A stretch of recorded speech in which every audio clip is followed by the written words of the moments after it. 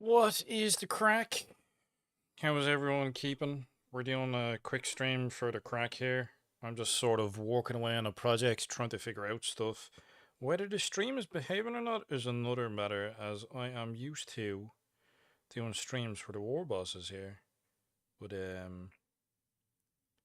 don't see it popping up. Oh, there we go. Look, it looks like it's alive and well and kicking and screaming and things just wouldn't be the same if it wasn't for, me having issues with some form of tech regarding streams. What am I doing? I am trying to paint a knob. Hey! We have a build going. Camera's a bit on the wonk. Let's straighten her out there. So I was using this knob that I built ages ago as sort of reference to this new knob that I've built. So we have like a character build off between the war bosses, and you're getting a preview here. So this is what I have so far. So we have, he's got like a combi scorcher. I just wanted to do something with a scorcher really. He's got a combi scorcher, and I could probably deal with doing the black again in between the barrels, which is what I'm doing. I was on Discord with the lads. Everyone's dropped off. I want to keep getting hobby done and hopefully get this guy done tonight. So I'm just gonna soldier on really is what I'm gonna do. If anybody else is doing some hobby, feel free to throw it in the chat what you're up to, what he is working on. He's working on Battletech. He's working on 40k. Grey primer.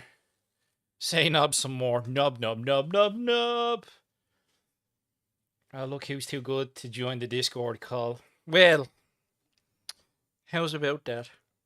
I think I'm going to have to start streaming on Wednesdays anyway at this stage, to be honest with you, because the other channel that I do with the lads, the War Bosses, we keep streaming on Sundays because it's convenient and it doesn't require editing. So I think I'm just going to have to start doing hobby streams on Wednesdays, which is a bit of a change, but this is what I am working on. To be honest with you lads, I have totally forgotten what day of the week it is. I forgot it was a Wednesday. I honestly thought today was Thursday. And my brain was getting ready. I was like, oh, I got with Judas Priest gig on Friday.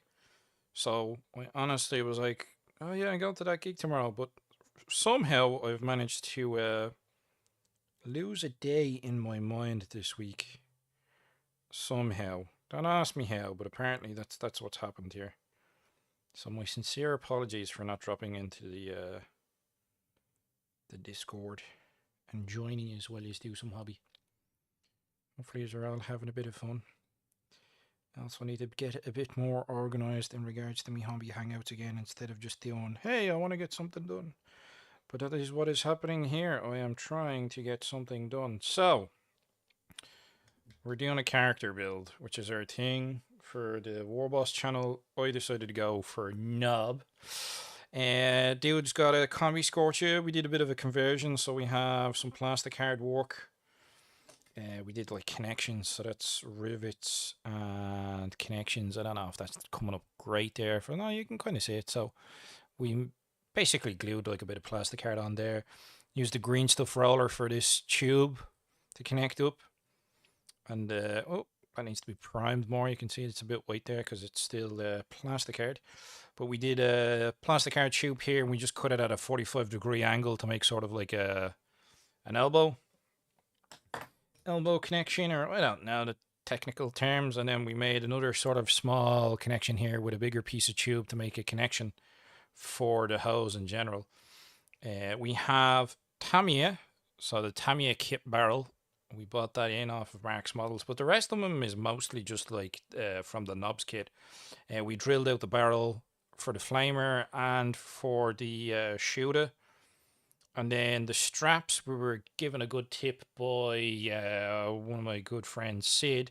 This is actually made from electrical tape. So electrical tape in about 2 or 3 layers, and then super glued down. And then we've done some more plastic hard rivets there to do rivets. So that's what we have. And it's the same with these straps here. Yeah, and that's how it's looking. It's a very simple conversion. But it's cool, it's fun. I haven't really touched 40k orcs in a while. We also have a nice fire plume which will go this way up because the flame goes up. So that's the idea, is we'll have a combi flamer with a fire plume coming out, and I hope to try and dabble with some object source lighting because I've never tried it before. So why not experiment and try new things and see what works or doesn't work? And worst case scenario, we have a knob with a slightly wonky paint job, but sure, why not? What's Nick from Grey Primer saying? He said, I'm working on Epic Legion Imperialis diorama. Ooh, oh, very nice. Is it another Siege of Terra? Wasn't it? That was the last one, was the walls of the Imperial Fortress or whatever it's called on Terra. That was the last one I remember you doing. That actually looked pretty cool. You had a lot going on there. Some really kick-ass dioramas, some interesting terrain. I look forward to it. If anyone was at GaleCon last year, and Nick was there doing the paint table, and we were there joining in ourselves, there's always little spots that you always miss. But he had his Horus Heresy diorama, which I was well impressed with. Plenty of pools of blood and dismembered Marines, which is always, a delight to see as an Orc player. Any diorama that has, Space Marines dying in one form or another, gets 2 thumbs up from me. But yes, I think we've got most of the primary down.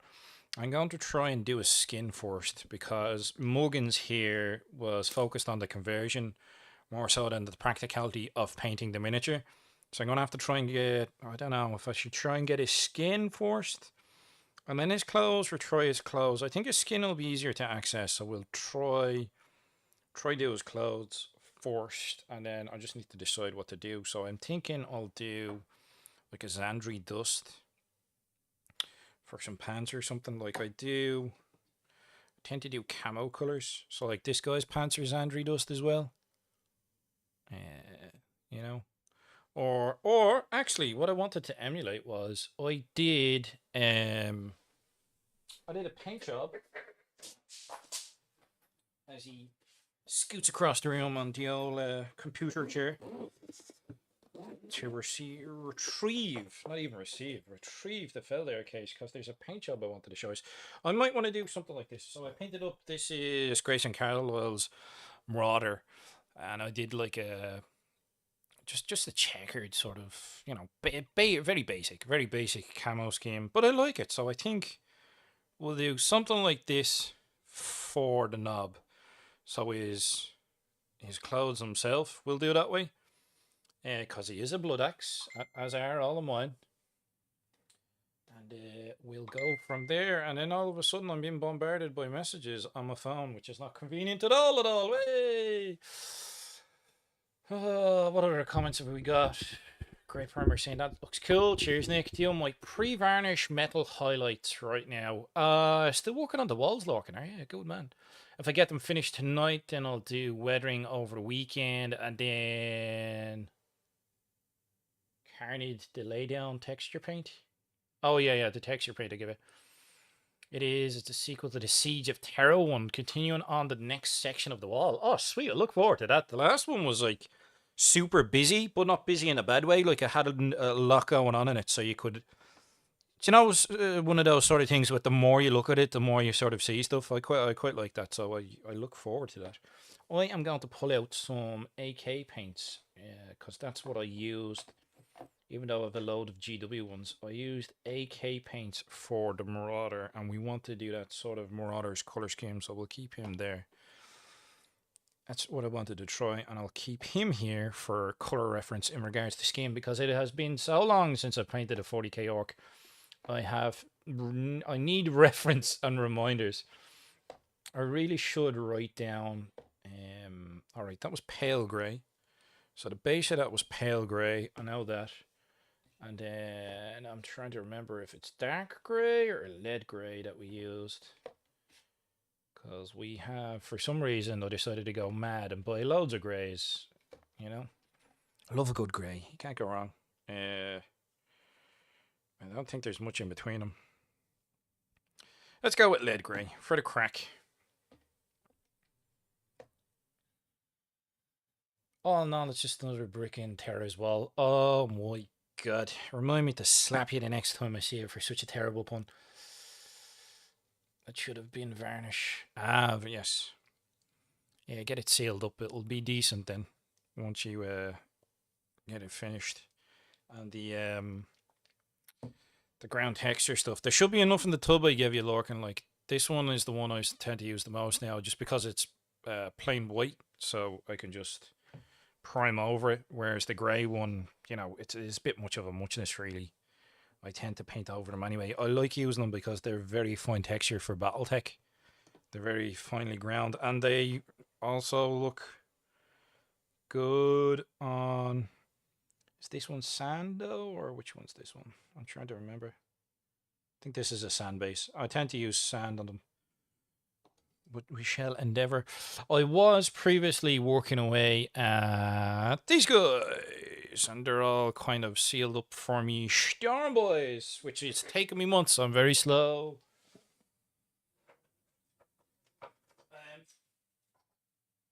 Very acutely aware of how slow my hobby progress is of late, but it's basically like Stormboyz that are on like fucking smoky plumes, and they'll be painted like... They'll kind of be painted like these, but in reverse. So it's like it's a fire plume, so it'll be like fire at the top, and then, you know, yeah, kind of like that, yeah. Kind of, it'll be something like that. When they're done, it'll be like boop, like that, but bigger. It'll be fun. It should be fun. It will be fun. We'll enjoy ourselves. Sure, what could go wrong? And then we can start cracking on with our Battletech stuff as we plan for the year. But, you know, Muggins here decided, oh, we'll do a new army for the event in April. Make life easy, you know. Right, so we're cracking on with Pale Grey. A bit of AK Pale Grey. And we shall get some layers down on... Ooh, actually, I might try some panel liner on this guy. I haven't tried these. I'm just feeling experimental for some reason on this character knob, even though we're doing like videos on him and stuff. I just feel like trying different things. I want to do some object source lighting with the flamer, and because I've never done it before, so why not try it? Like, why not spice things up a bit? Because we'll have that fire plume on the end of the flamer, and then they'll decide what way we want to do things. Is that painting down enough? Who knows? We shall get our little paint standy doofer thing. Tommy Max here. I'm putting together one of those old Wall of Martyrs vengeance weapon battery turrets. Bloody mouthful. I plan to turn them into mech guns. Love those skin tones, mate. Cheers, bud. Those old Wall of Martyrs, man. I remember them being new. I remember them coming out and being new, and I thought they were a bit... I suppose I'm an Ork player. I wasn't too impressed with them. Let's find a decent sized brush for getting some skin layers down. But yeah, Jesus, I remember them being new. Oh, how time marches on endlessly. And stand still for no man. Or individual. Right, so I'm thinking we'll get greys down on this guy. Let's see what this does. I've been watching a few videos on how different people do object source lighting and what way they approach stuff. We'll leave his boots black. There are loads of techniques and absolutely loads of videos and totally different approaches that different people do. I have a rough idea. I think I'm going to just do a standard paint job on this guy. And then I'll just dry brush. So the source of the light will be here. So I think I'll just dry brush from this direction back, actually.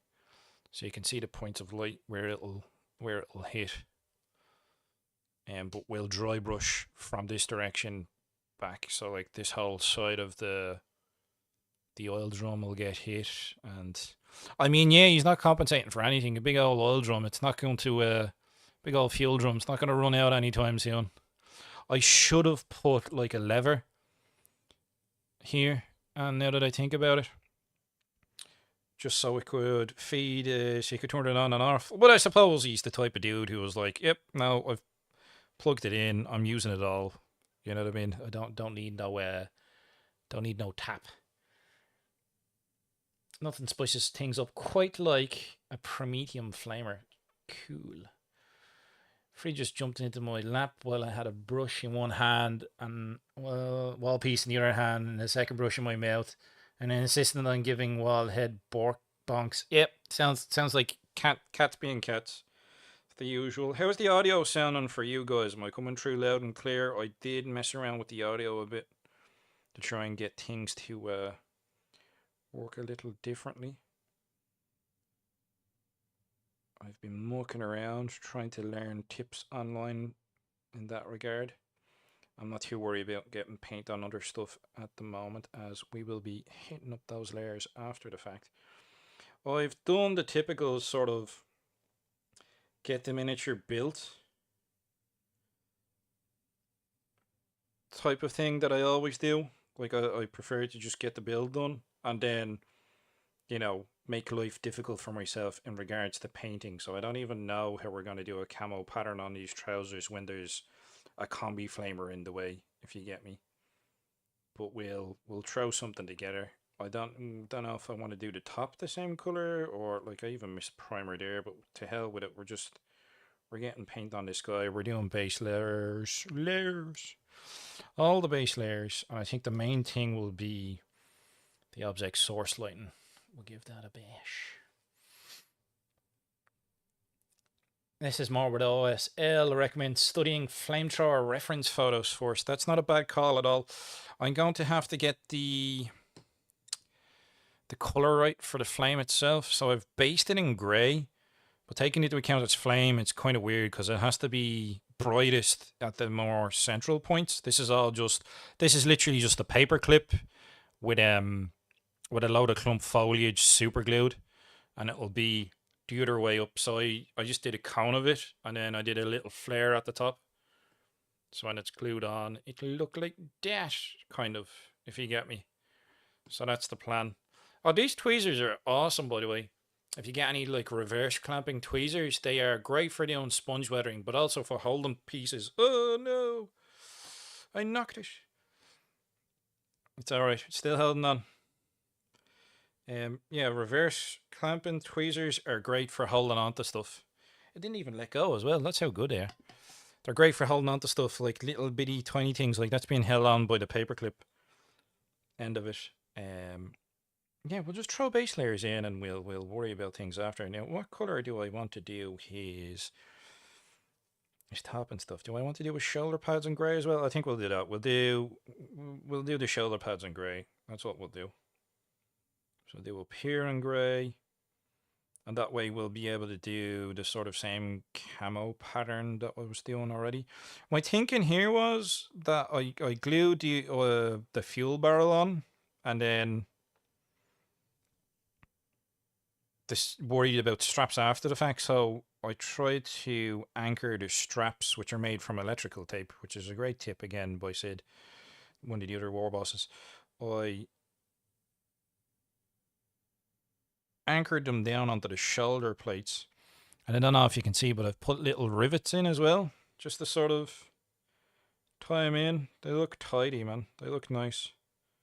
So we'll leave this alone. I think we'll worry more about the pants because we have other layers underneath this layer, but I'm just sort of going with the flow in regards to what needs to be painted. We'll weather stuff, but I'll try and get as much done in an hour or two as I can because we need to record for tomorrow. So just get as much done as possible, to be honest with you. We'll let those layers dry, and then we'll decide what other colors we want to do. Do we want to do the barrel? What color do I want to do the barrel? I think I'll do it like a military green. Normally I do Castellan green, so I think like if I just throw some paint on the barrel, we'll go there. I did go into Mark's models today to try and get some enamel effects. They have, I know AK do fuel stains and such, but I couldn't find the individual pots. I found like a paint set that had like 5 sort of enamel sets, but I didn't really want to be spending 25, 30-ish quid when I only really wanted one effect in it. But I wanted to sort of get a, oh, we've super Chinese cheapo brushes. We'll start smashing some of them out. That'll do. Another victim. I just wanted to sort of try and get some of the fuel staining. If you ever see the scale model, guys, helps if I keep things on cam or in screen even. But I was looking to try and get some of the fuel staining. If you ever see it, you know, around fuel caps, if you look at military vehicles or vans and stuff like that, they'll have a little bit of fuel spillage, and it'll have this sort of, I think it's satin, I suppose, or it has a staining effect where the rest is, yeah, it's kind of a satin effect. I was hoping to get something like that and then do, like, I think it would be funny because it's riveted on, like, that the orcs have directly riveted the straps onto it, and then there's slight sort of fuel leakage coming down. I want to try and get that sort of effect. So if I throw some green on the barrel, and then I'll try and figure out. Now, I'm trying to think. I had like a pigment binder that I used before on my old school grot tank conversion, and I remember that gave like that changed it a bit. So I'll see if I can just put a little something in the pigment binder. I think it's just like a form of methylated spirits or something like that. But if I can put like a little bit of maybe if I put a wash first and then put like the binder down, I can sort of pull off the visual effect I'm looking for, if you know what I mean. Do a bit of staining. I have an idea. I want to do the straps in, it's not dryad bark. What is it? Oh, it is dryad bark actually, yeah. I want to do the straps in like a dryad bark, but I'm mostly just blocking out colors here. Nothing too fancy. Get it all on. Get a couple layers going. See what visuals I'm liking the look of. I was originally thinking of maybe putting a glyph on the top of the barrel, and then I thought, don't want to overdo it on details, if you get me. I don't want to be sort of going a bit mad. It is just a barrel. I would expect maybe we can paint a blood axe symbol or use a oh, there we go. That's what we'll do. We'll use a transfer because I have bottles of microsol and microset I still haven't used. So there you go, another bit of practice that we'll do. I'll throw a blood axe symbol on the top. Sure, why not? Be a bit of crack.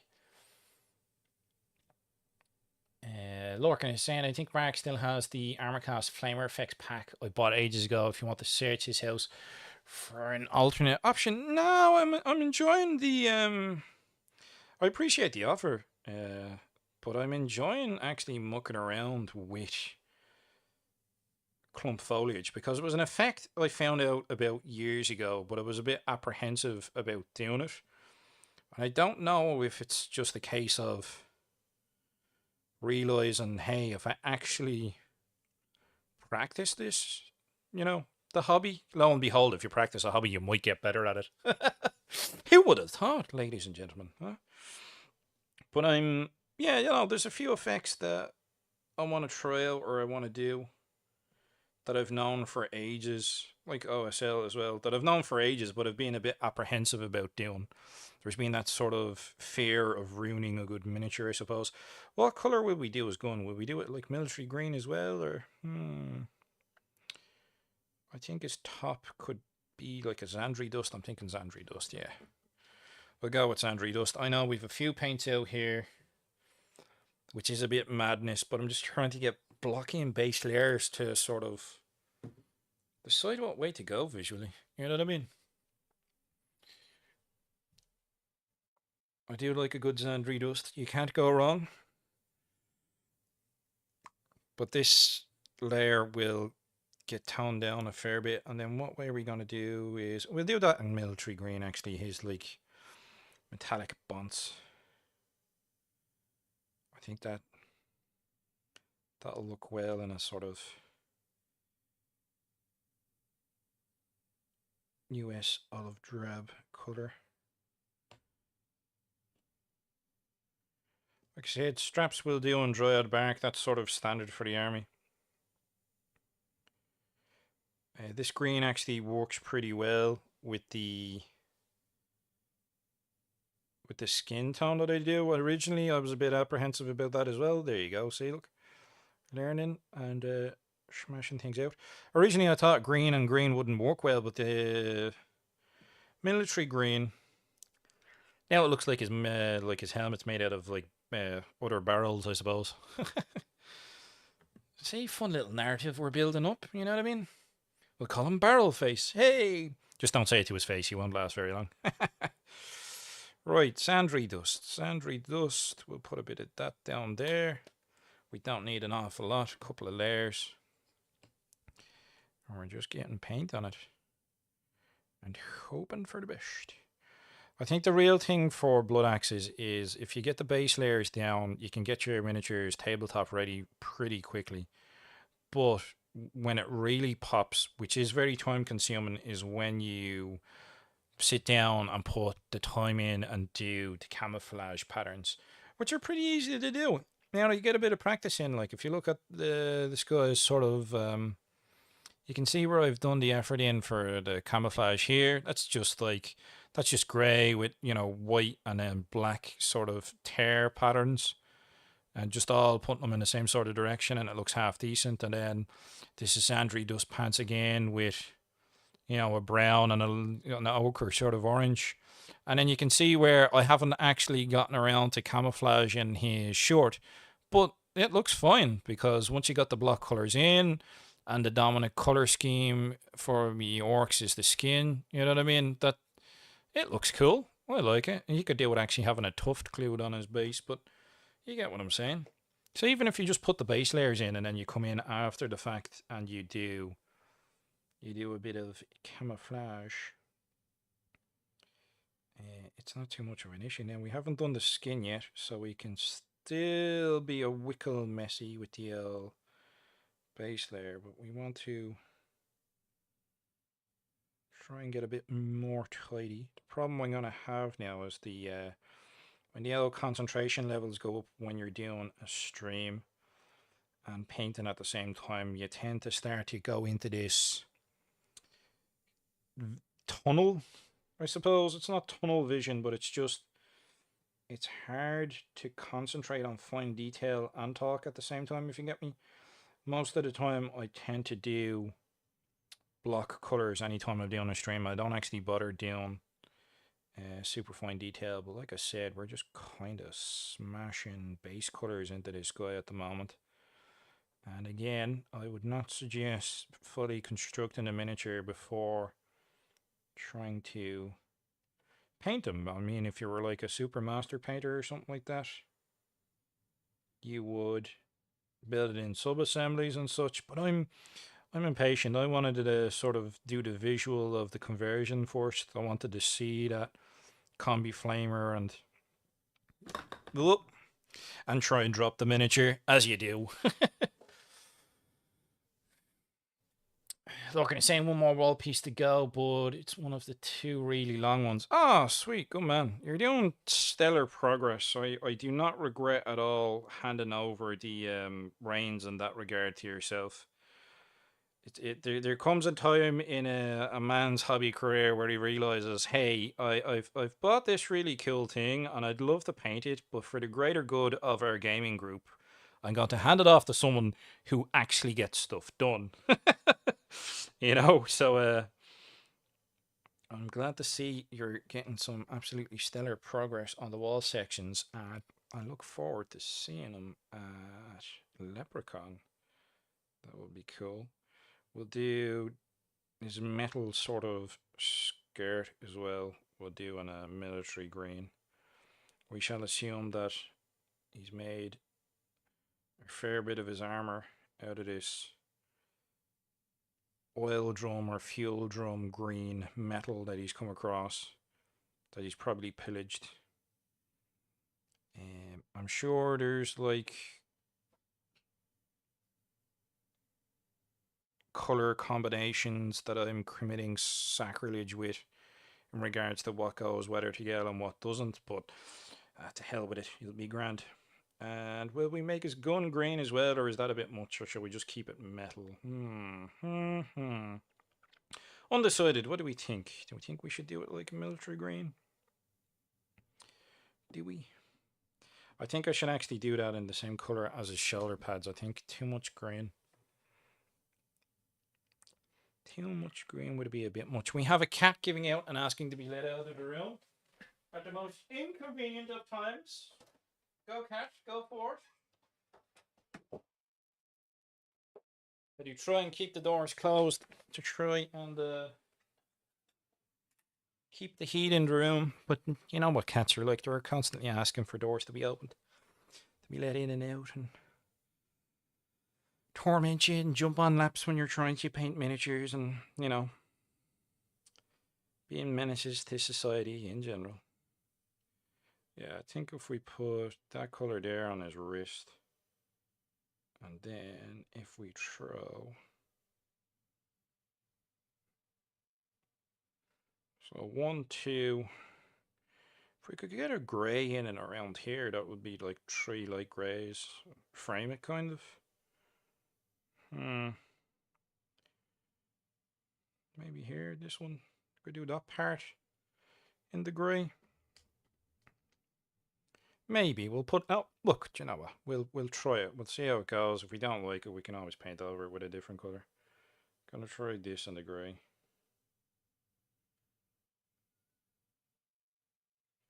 Taking into account that visually most of what's going to be focused on is the flame effect.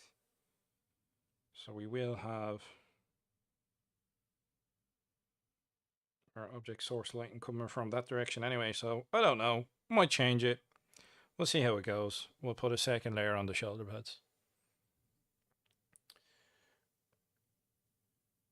The greater good. I was telling Nick on our Discord that I had an idea for a diorama photo to take when I have everything done. Lay out on a map, exterior walls, have 1 or 2 interior walls up. Yeah, sounds like a plan. Then put one jumping mech just clearing a wall segment. I have another mech with a firing weapon effect, like a shot at it, and have just one of the mechs in focus. Wow, random live, yes. Yeah, that sounds like a good idea for a photo shot. Lorcan. What is the crack, Dread? Yes, we have a random live. I was on Discord earlier. And the fact that we do our Warboss live hangouts on Sundays, I was thinking to myself, maybe I should start doing hangouts on Wednesdays. So that they don't clash, because as much as I love the idea, I don't think I have like 3 hours of streaming in me on a Sunday. 3 or 4 hours of streaming, probably 4 if I did 2 hours with a guest and whatever else. As amusing as that sounds, I think that's a tall order. So I may start doing them midweek, and taking into account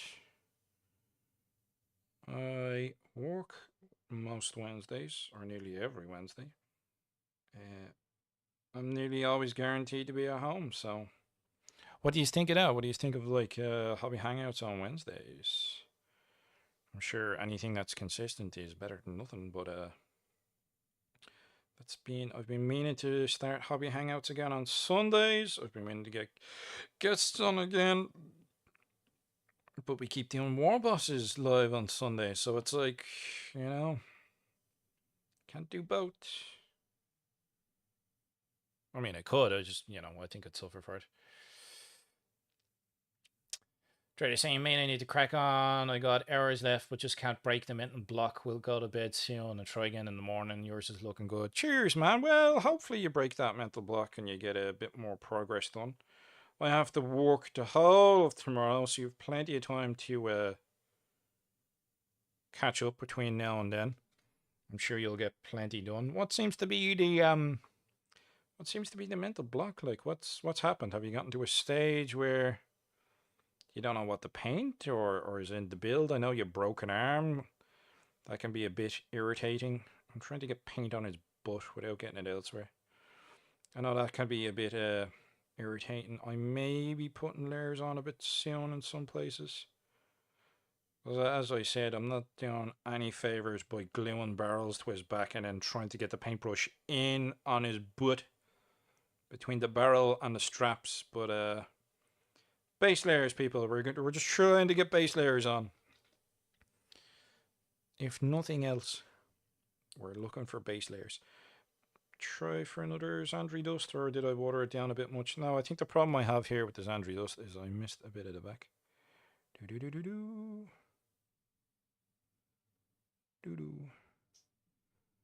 Yeah.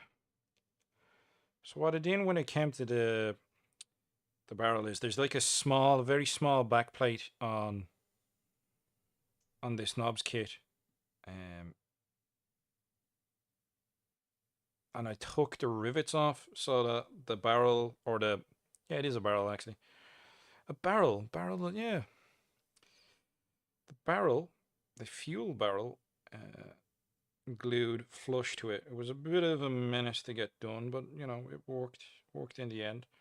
I think we'll do the skin last is what I'll do. It's not ideal, but layers, people, layers. We're just looking for layers. Maybe it's a bit soon for me to be touching up some of these, but like I said, I'm not too worried. I'm gonna probably try and do a wash on a lot of this and darken it down.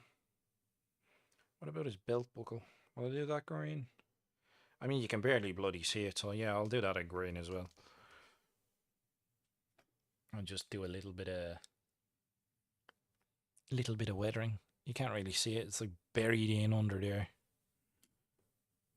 But more barrel armor. Not gonna say, when it's not like you have any other hobby-based commitments of a Wednesday, like a Discord call. Yes, I know. My defense this time around was I've literally forgotten it was a Wednesday. As terrible as it sounds. I am that useless at the moment. I've been kept so busy with work and my head is bleeding melted that I don't even know what day of the week it is half the time anymore. Just busy.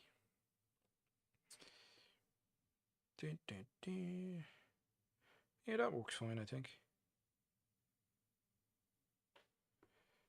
So base layers, all the base layers. Oh Jesus, I think I'm starting to need a smaller brush in between the detail here without wrecking things, because we don't want to keep clashing and going back and having to touch up areas we've already painted. Sorry if things have changed a bit. Yeah, so that spike needs to be done, but we'll worry about that. I think we should throw with various layers drying. How's that barrel looking? The fuel drum we'll leave for now. I think we'll throw a base layer on some skin. And I was using, what was I using for the base layer of skin on these guys? I mean, it's been so long. Ooh, Dead World Forest. Was I not using a drab? I was using what was it called? It was like Deathcore Drab, I think I was using. Forest and best Dead World Forest. No. Wasn't it like, it was like a Deathcore Drab, I think I was using. Was the paint of choice for the base layers. I've got a whole drawer of GW paints, but it's a case of finding the right one. Elysian green. No, that's not it. I love these IKEA drawers for being able to put stuff in, but they're also a double-edged sword in that they're so deep that you can't find stuff half the time that you're trying to find. No, it's not there. That would have been convenient if I kept the paints that I used to paint my orcs within hand's reach, but in fairness, I have mostly been painting mechs if I've been painting anything lately. And most of the hobby this year so far has been Stormboyz. Let's look at this guy's skin, and then this is a great example. It's all right, but yeah. Right, it's gonna be base there is gonna be Death World Forest. The hell with it. I'm pretty sure there was like a Death Core drab or something like that I was using for base layers, but I don't know where to put them. Death Guard greens, you know what I mean? I've like loads of greens. Death Guard greens and Bealtown greens and more Death World Forest, but we already have that. Oh, maybe it was Death World Forest. What was it? Yeah, that's Death World Forest as well. It looks like a slightly different color though. Difference between the pots. I think it's Death World Forest. It must be Death World Forest. I thought it was Death Core Drab I was using. Maybe I think I was using that on War Bosses though. If that is even a color, or am I just imagining things? Jesus, look at it. There's all sorts stashed away. It'd be helpful if I put them on camera. All sorts stashed away in this paint drawer. I think these are, what are some of the oldest ones I have? Old school Balkan metal. I don't even know if that's still bloodied liquid anymore, is it? Well, there's a bit of life in there. We'll throw some stuff in there. Oh, Shadow Girl, way! Oh, it's back from me Space Wolf days. Is that alive at all? Is that dead? Oh, Jesus, there's a little bit of life in it.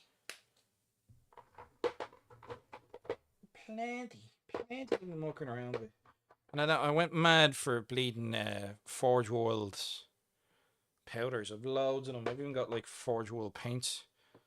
Castellax bronze. That's actually not a bad colour. We can throw some of that on. We'll put that today. We'll try some Castellax bronze. Do we have the liquid gold? Do we have some stashed in there? There's some Bada black and Arzerman blue and Griffin sepia. Those bits. What's this? Eshin Grey. Old reliable. Metal highlights done. Nice. Now I glued the back on with a pin in it, but it's just another stuff in life basically blocking me from doing it. But I got no jobs on tomorrow, and I just got to convince myself it's okay to hobby. Yeah, man, it's totally okay to hobby. Get it done. Look at me, I'm a lazy fuck, and I'm actually doing shit for once. You know what I mean? So it's like if Scar's getting hobby done, Jesus, can't be having that now. Can't be out hobbying me. That's how I'd be looking at it if I was you, Dread. Can't be having me out hobbying you. It's like, what's the world come to? Jesus Christ. Right, what are we doing here? Skin. We're doing skin. Skin, glorious skin. Don't care what it looks like. I think this brush is a bit big, but it'll be grand for getting it out of the pat. Would have been smart to top up the old water before I decided to start painting instead of, there's barely any left. But we'll change out the brush. I don't know if this whole side of it is supposed to be a palette. I do have a wet palette somewhere that's going to hit there, and then most of that paint's going to run off now. That's what happens. I did have an old cheapo Chineseo brush, which is what I'll use. I wonder who made Forge World's powders. I mean, actually, who knows, man? I don't know. I bought, like, when we used to go to Warhammer World, we used to go into the Forge World store and actually buy, like, the Forge World miniatures and stuff when we used to play big apocalypse battles back in the day. Like 10 years ago or whatever, which was only 2014, but time flies apparently. This has come from a man who doesn't know what day of the week it is half the bleeding time. I could do actually a bit more paint, a little less water would help. But yeah, we used to go into the Forge World store, so there was a couple of times I dabbled and was like, oh, well, I'll buy weathering powders, and I always have grand ideas, or of of buying product with the idea of using it, but then being apprehensive and not actually testing things out. Whereas, I'll show you, I've only dabbled with pigments. And that was with this guy here. So the grot tank. So this guy was like, he was like I think this was Castellan green originally. So there's a green under there. But I went a bit overboard on the L pigments. But this is like pigments, and then it's like, see that sort of satin finish on it? That's the binder. I forget the name of it. What is it? Fucking whatever. I think it's like AK. Yeah, pigment fixer. There we go. Boom. This stuff, right? But it gave it sort of a satin finish. So that's what I'm thinking. I might actually do that. If I get weathering powders and I do like a little black, mix it with pigment fixer. In fact, yeah, I think that's how I'll do my fuel effect is. I'll get pigment fixer and I'll get like a little bit of black weathering powders, and I'll make fuel stains with it because I want it to look like the fuel's kind of coming out of the rivets. Do you know what I mean? Like he was daft enough, he just riveted the straps directly on to the fuel. So I think I might do that. But on to weathering powders. This guy's all done in weathering powders, and I think that's the first time I've ever properly tried them. But I went a bit overboard. But the underneath of it is a lot better, I think, because it's sort of less is more. Whereas this is just like super rusty. You can't really see the green as much. But I still like it. It's like, this is my first proper conversion. It was a hot rod color event originally, but you know, blood axe for life, bro. Blood axe for life. You know yourself. Gitman's here. Yeah, bloody hell, you were heavy. Yeah, I told you, man. The first time I was using powders, and I just went nuts. But like the underneath, it was when I finally figured out what I should have done was start at the underneath and then work my way around. But I have like, I have other willing victims to get weathering powder done to them eventually. But you know yourself. Yeah, I went a bit too heavy. But sure, that's the first time. You can always strip it down or repaint it or whatever. It's not the end of the world. But chipping fluid. So actually, where's that chipping fluid bottle? And I'll figure it out. But I know how to do it now, because I did go into the local hobby store. Pigment fixer. That's what we'll use. We'll use pigment fixer, and I think I've black soot. Boom. There we go. Fuel stains right there. Happy days.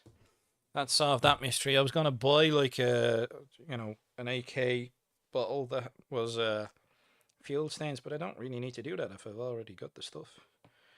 If and you know what I mean. So we'll do that. We'll do fuel stains on the fuel drum,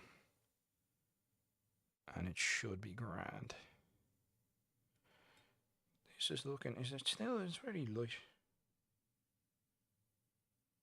For some reason in my head, I thought this skin was a bit darker, but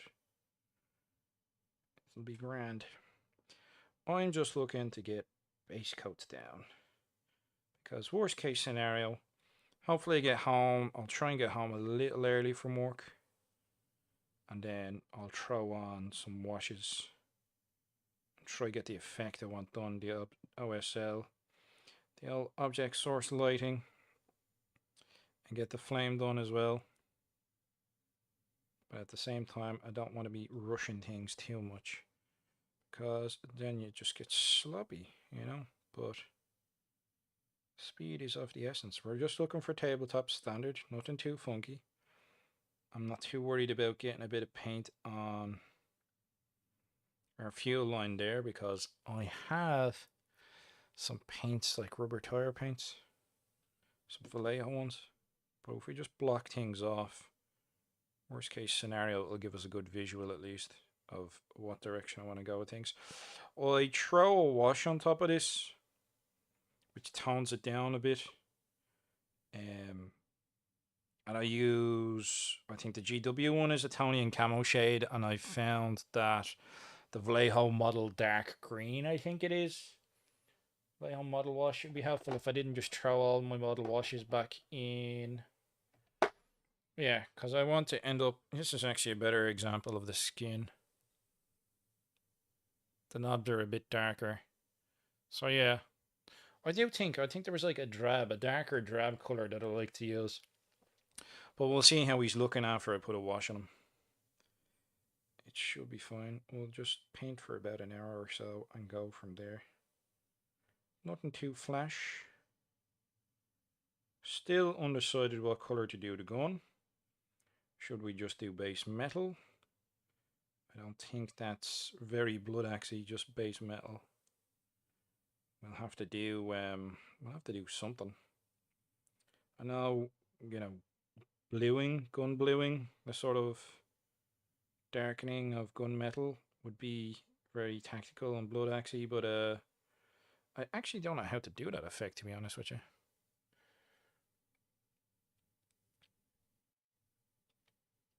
Gitman is saying, sweet looking tank. Wonder how that tank would function with how much rust is on it. Well, it's a grot tank. They just hope for the best. Ah, yes, starting underneath. Lesson we all failed to ever actually learn to do. Yeah. This is very true. It's like, maybe I should start on the underside. That way any of my mistakes will be hidden away. It's like, nope. I'm going to start on this really obvious bit. Now, the lesson that I didn't learn until after that was that I should have just gotten a bigger brush, like an old tank brush or whatever. I should have just gotten a bigger brush and just taken the pigments off, because if you haven't used binder to bind them down onto the miniature yet, you can still just lift them, like, you know what I mean? So that's what I should have done in that regard. But like I said, you live and you learn. These things happen. And I'll be happy enough just blocking out my base colours at the moment. Because if we can get them done, at least visually, we'll get an idea of what the finished model will look like, even if I don't get to finish it.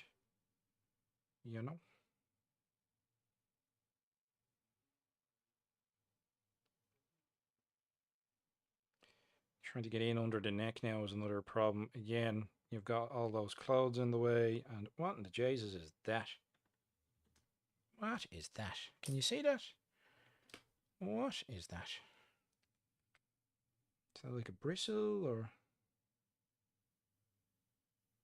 what is that? It's on the mini. Weird, man. Grey primer. Engine oils glossy is my favorite AK enamel. Yeah, I was looking for engine oils. I was looking for that, but I could only see it in a multi-pack, and I didn't really want to spend like 25 quid or whatever just for the one effect. You know what I mean? I wasn't looking to spend El Buku books for one in a pack of 5. Sadly they had a lot of like streaking and grime effects. So I went to Mark's Models, but I just didn't want to be buying more than I needed to buy, if you know what I mean. I think we'll do this part here and just in the same leather as the straps for the barrel and such. I mean, we could probably block them off as well, and then probably retouch them up as and when needed. But we need to decide what colour to do this bloody gun. Have we got any idea, folks? What colour do we want to be doing his flamer? Are we thinking military green? Like, well, there's a lot with the barrel. I mean, we could change the color of the fuel barrel. We could do the gun military green, but I think we're going a bit overboard in the old military green. Maybe just do it metal. Yeah, I think I might just do it metal. Always get it from a store, never online. Those fuel and petrol effects are often dead in the pot. Shake before buying and make sure it's good. It's funny you say that, because I've heard that as well, actually. I've heard people having problems with it before, where when they get it, it's just like a gel or whatever. I'm not that experienced with enamel, so I don't know if that's like the solvent has evaporated. Because I know what happens with the plastic glues, but I'm not too sure what the crack is with enamels. I'm not even sure of like the molecular setup or whatever you would say, whatever technical jargon. Because they're solvent based, aren't they? Enamels, they're like white spirits or whatever. That's why you use white spirits to sort of thin them down. And I think this pigment fixer probably is just white spirits.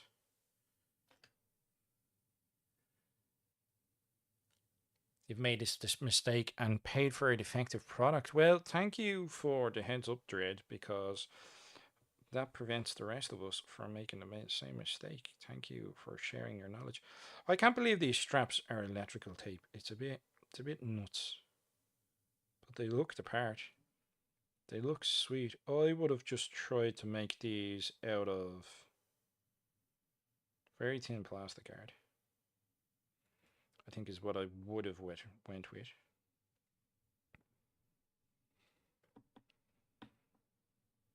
I mean, you could have tried black leather, but it's very guff. Lots of black leather. And I remember when I was first starting to paint these blood axes that I think I did a Mornfang brown originally, and then like with the olive drab and the rest. It was just looking a bit. They're looking a bit too snake bite, you know what I mean? Before I put camo patterns on them, between the Xandri dust and the Mornfang brown straps. I mean, I can put a bit underneath. So I went for the Dryad bark. It's a nice darker color. And it looks good. I think it goes well with the Castellan green as well. They complement well. And then we'll pick out detail later, like the little rivets. I don't know if you can see the rivets that well. I have set the focus up on the table, but I find that when I lift it up is probably when it's going out of focus. This looks terrible at the moment, but we're just blocking in colors. All about the color. Try not to be too messy. He says as he paints over the shoulder pad that he's just tried to get a base layer on. Well done. Well done. But we'll block colors in.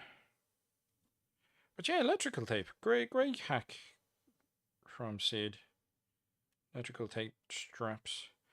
I think the electrical tape I used wasn't the May West because it was kind of, I don't know if it was cheap, so it was a bit sticky. You know what I mean? It was left with sort of a sticky residue, so I had to cut the electrical tape I used out of the center of it, if you get me. Like, do I still have the tape there? Oh yeah, I do here. Like, if you look, there's sort of like a sticky residue either side, so I actually cut from the center, layered it up like 3 times, and just cut it off of the table. I think I still have the offcuts knocking around somewhere. Ah, Jesus, who knows? Whatever. You don't really want to be looking at offcuts of electrical tape, but a great idea nonetheless. And then a little dab of super glue at either end, and lo and behold, we have straps on the cheap, which is cool. Yeah, I think we'll just do it metal, and I'll do the bullets in like a brass. We'll do different metals, and then we'll do dry brush IOSL all the way back. Your boot should be black, because, you know, any decent blood axe would have proper shiny black boots.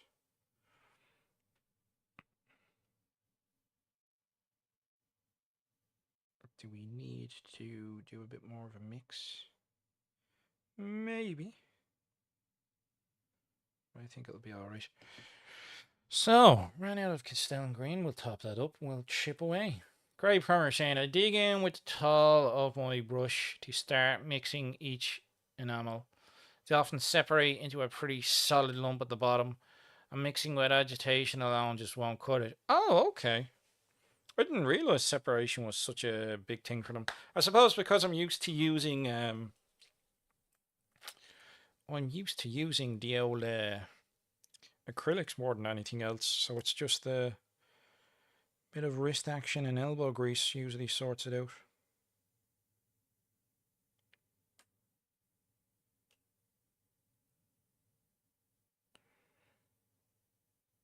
But there's a fair bit stuck up in the top of the lid of this. It will be grand.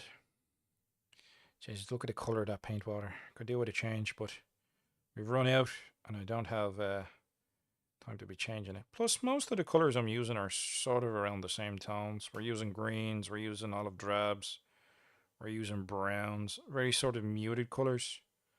Obviously, we have our grey, or AK grey that see, this is what happens. I don't even know where the hell the paint was here and now it's gone. Oh, there it is. There. Oh, look, hey, I found it again. Pale grey, pale grey. That's what we have. We have pale grey. It's grand. Calm down. It's grand. Don't worry about it. We'll get there. But yeah, you can't see through this water anymore.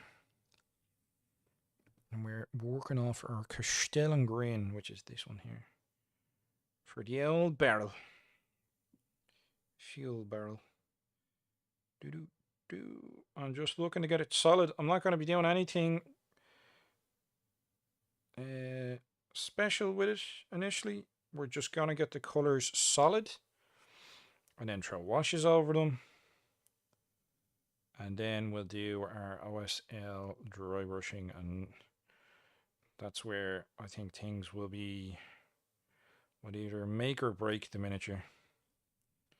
I mean, I could do a little bit of sponge weathering. I did buy the... Where's the box set of that? I did buy the rust box set. So I want to try these out maybe. Oh, see, look, there's even a barrel there. We might do a little bit of that on the barrel.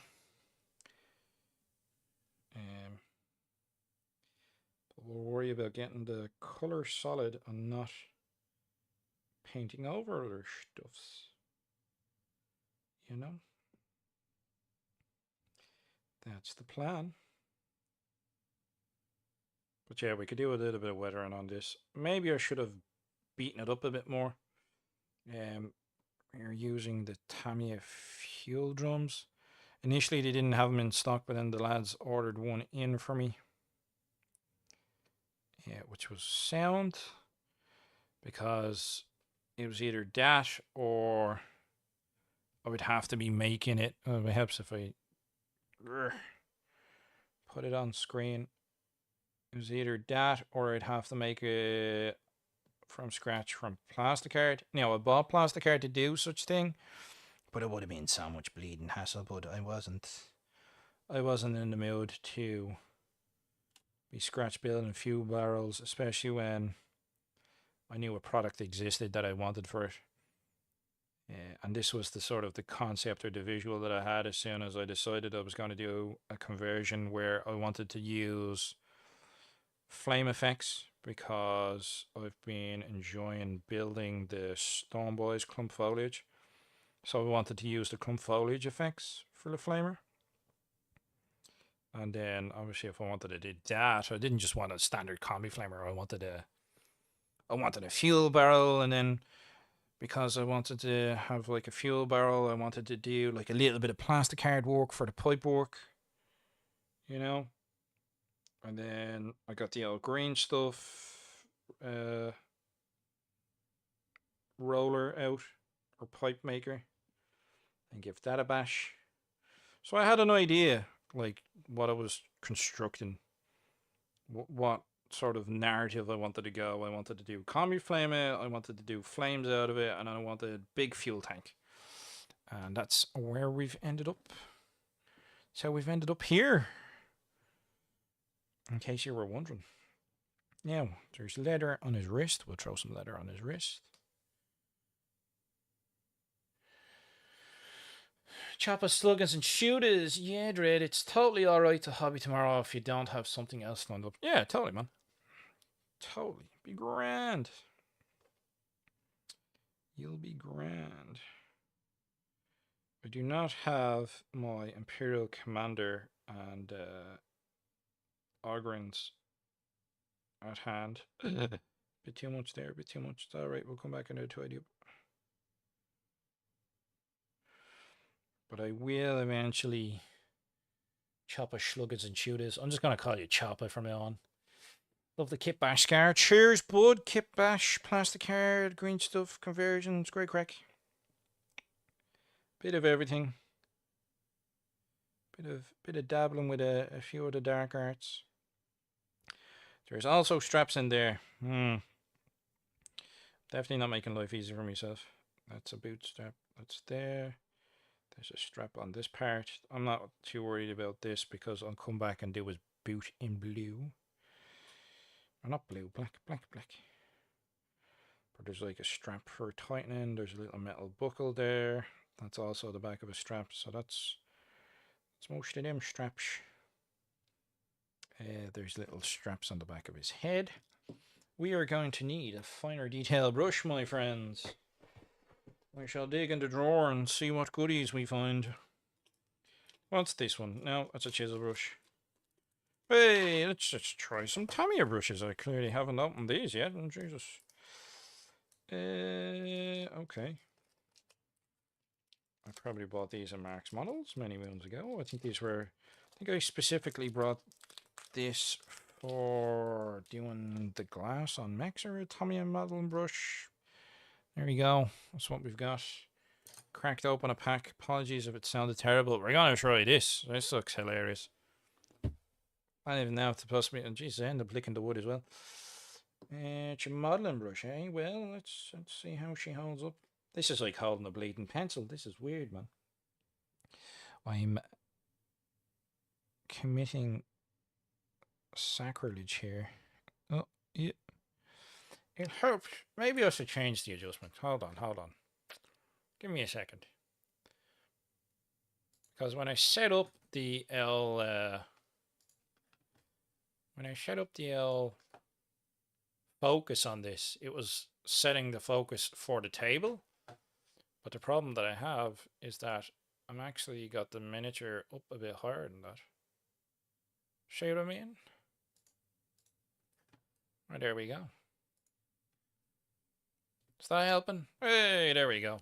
Yeah, I had the focus set down here, when really I should have it like here. You can tell I'm not used to painting miniatures in hand. He says most of the way through the stream, hey, hold on, maybe I should just adjust. And then do a little bit of detail when I said I wouldn't.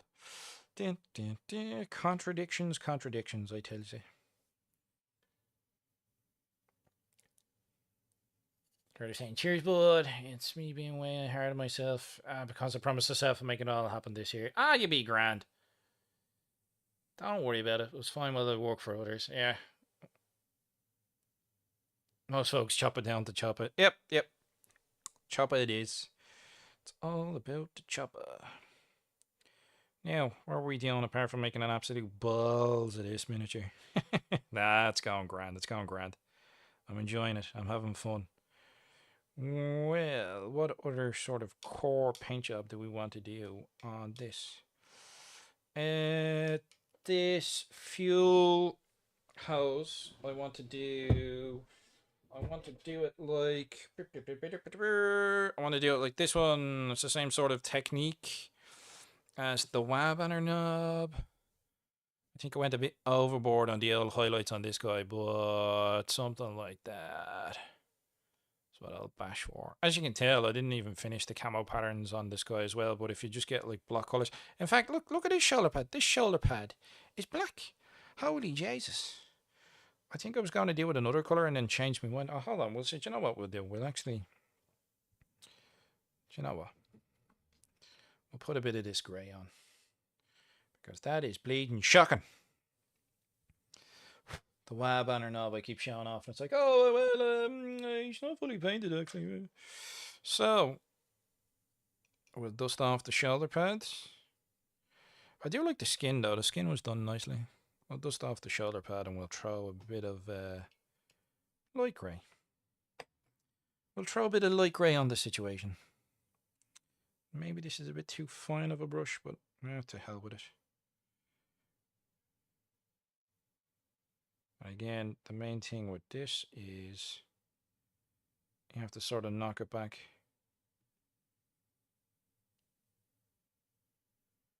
Don't be getting on other stuff.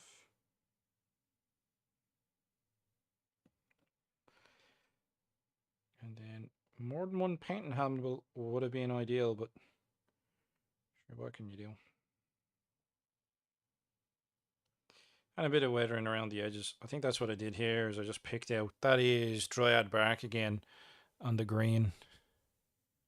You can see it.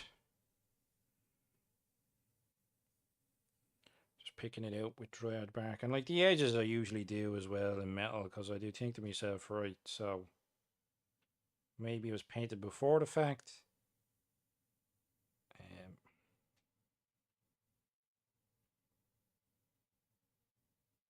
If so, just general wear and tear would mean that the edges would be probably bare metal anyway. You know what I mean?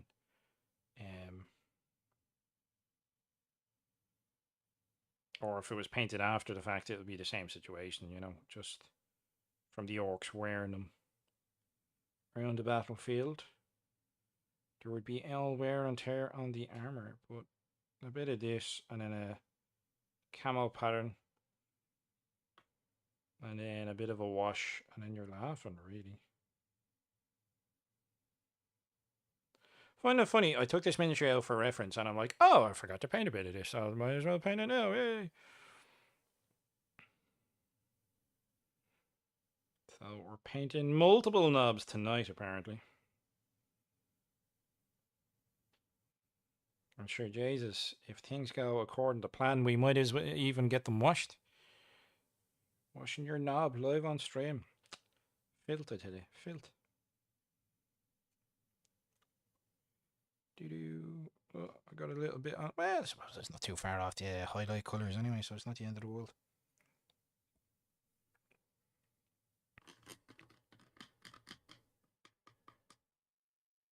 Look, it says he's finished painting for tonight. Way!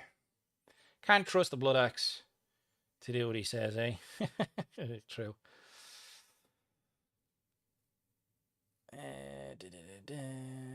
Choppers is saying, I hear you, Dre. That's why it took me half a year last year to decide that I was going to do some hobby stuff. Sorry I had it available and I need to be doing it for my mental health. Yeah, well, it really helps in that regard. Dre was saying for those armor panels with worn edges, you use gunmetal for most of it, except the bits facing up to the light do in silver. Yeah, I do tend to. I'll do like the Dryad bark and then I'll do the very edges of it, like you see there.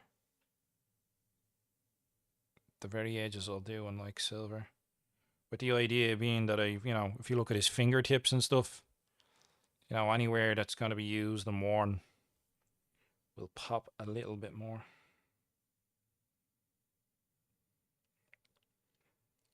But it doesn't look amazing. It's not terrible.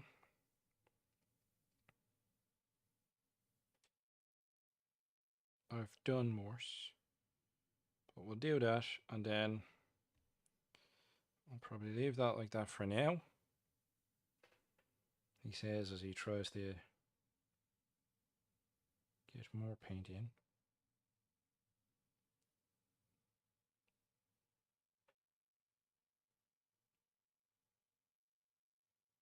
Yeah, I'll leave that like that for now and then camo pattern and such later. Camo pattern and wash later. It should be grand. Now, this fella here, we shall attack the skin, I believe. Again, it was a bit watery initially. I think it was my main problem. But we shall crack on.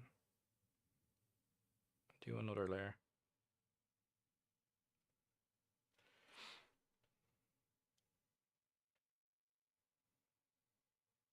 Just try and get it solid and consistent. That Xandri dust is a bit watery as well, so that could do it being gone over again. Again, I'm just looking for base layers at the moment. Even if I only just block in base layers, she'll look grand. It'll look better than no paint on them. I was looking for the paints to do the tubing is what I was doing. Before I got distracted. This tends to be what happens to me is I get very easily distracted. It's like, oh, I was doing this thing, and then I've gone over to another train of thought, and what was I doing originally? It's like, oh yeah. I wanted to do the fuel pipe. Is what I wanted to do.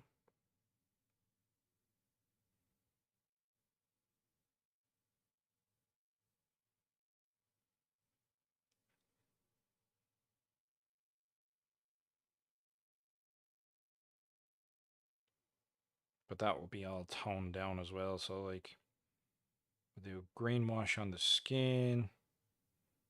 We'll do green wash on the barrel. But we'll do brown wash on the Zandri dust. And then we'll just do the metal as metal, and then we'll do black wash. And we'll pick out, like if I do any of the brass and stuff, I like to do brown washes on them. Or like sepias or whatever. And they're happy days. So we're going to be painting the gun later, so it doesn't matter if we get a bit of the skin color on the gun, because we'll tie it up later. Try and poke some paint in on the neck. Not that it's not the end of the world, because it's so far hidden in there, it would be an absolute pain to find it.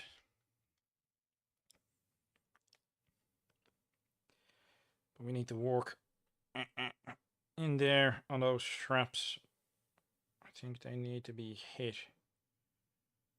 There's quite a few belts and such. Like I said, I didn't do myself any favors by building them. Ideally, leave the arms off and don't do this yet, and get them painted and then glue the arms on and then do the green stuff last, I think would have been the correct course of action. But sure, we live and we learn. Trying to see if this is dried up or if it's still wet or what the story is. You know, it's still kind of wet. So I might have to leave that until tomorrow. The actual flame effect itself. But we have a few paints for it anyway. Convincing tattoos is next level.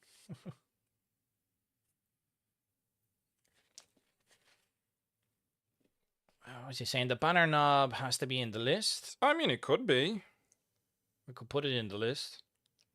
But now using the Stormboyz flying team, but chuck him in the chopper. Yeah, I still have to build the two Ork. I'm considering maybe experimenting tomorrow with giving this war boss a tattoo. I've never done tattoos, done face paint, but that's different. Choppers is saying, yeah, I really like the knob with the combi burner and barrel. I think I want to do something similar with my next box of knobs. I mean, I love the knobs box. You've got loads of bits in it. It's pretty cool. And I have a load of them left over for, what was it? The Space Wolf and Gazgul box set. So I've a few left over from it. But, yeah, fun and games. But I have looked at the time there, folks. It is 12:15. We're going to give it a couple more minutes. I'm going to leave that to dry. You can sort of see the greens coming through a little bit. I'm going to leave that to dry overnight. I'm going to get... I am not going to do metals yet, but I'm going to get this painted a bit more. What do we want to try and do a bit more of? I think there's a bit of fine detail that needs to be done in and around here, but we'll do that off stream tomorrow. Hopefully I'll get an hour of painting before we have to record our video. And now, what am I looking for? I am looking for rubber. What is it? Cold gray? No, we have dark rubber. That's what I wanted. So, we have dark rubber. And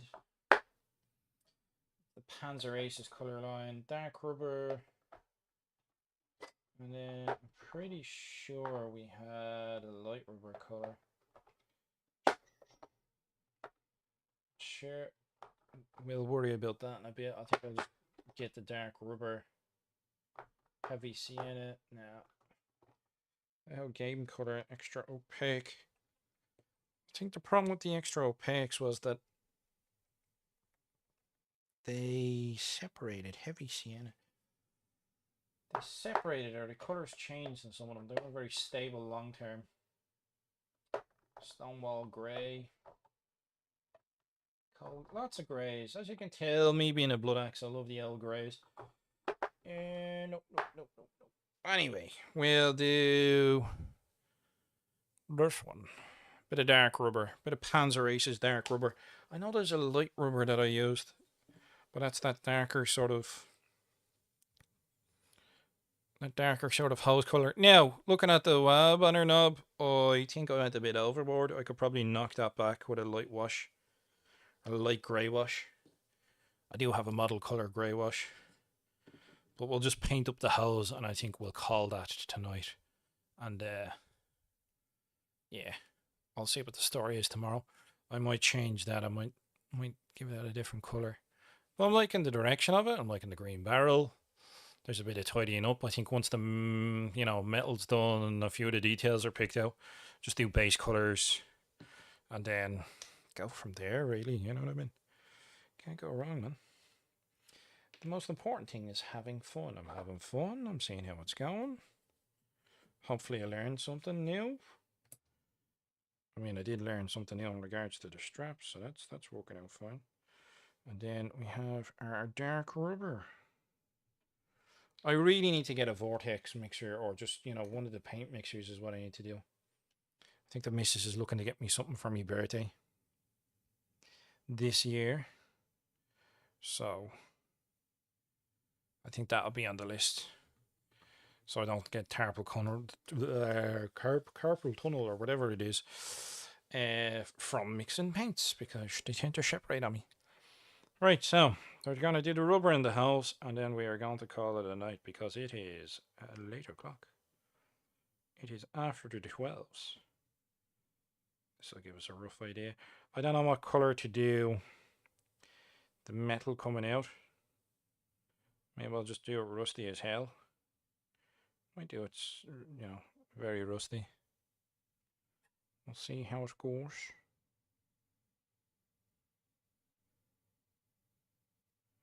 But a nail hose pipe. I didn't think of it until after the fact. I was like, oh, maybe I should have done like a leak in the pipe and done like that it's been patched, and I could do a seep there. But I think I'll keep the staining on the side of the barrels and probably like the connection or whatever. I'll do a little bit of staining, but I don't want to go overboard with it either. You know what I mean? I have a couple of ideas. I have a couple of tufts, but I'm thinking if I do a little bit of clump foliage somewhere as like little flames that he's dripped as he's gone along, that might be an idea. But then I don't know. I'm not very experienced with object source lighting, so I don't want to be adding in secondary lights that maybe knock the visual. But that's the plan. I mean, worst case scenario, it's not done for the challenge, but I'll crack on because I'm enjoying it. Enjoying the hobby aspect of it. It's fun. It's good fun, man.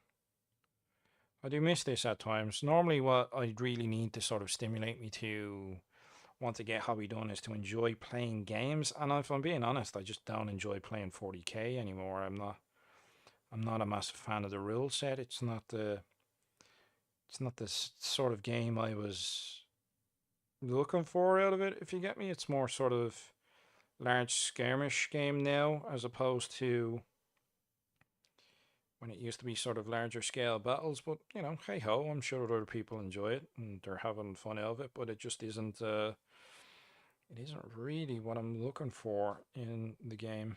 I'm not interested in having to keep up to date all the time.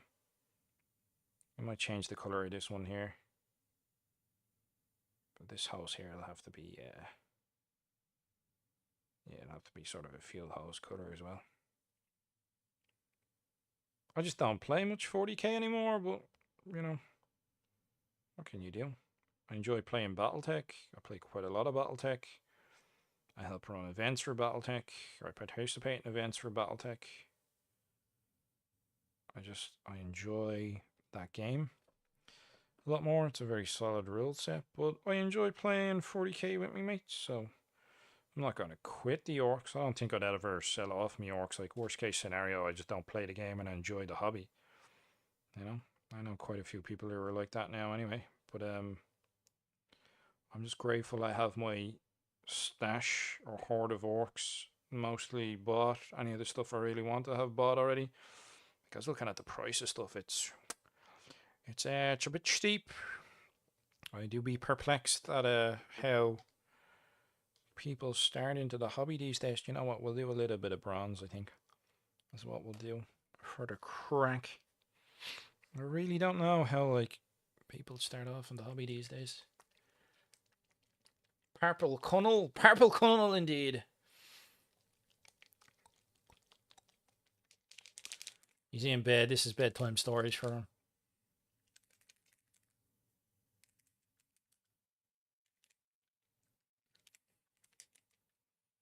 Using fine art pens for writing in letters or fine lines of tattoos. Oh, that's not a bad idea. Just make sure it's conservation pens, the fine liners, because if it's not conservation ones, that it'll fade over time. I think I bought a few. What ones are decent? Actually, if you can, yeah, we'll Gundam marker or two if you find some. So if there's a black one or a bluish one, or see what you can find. You can do some connections.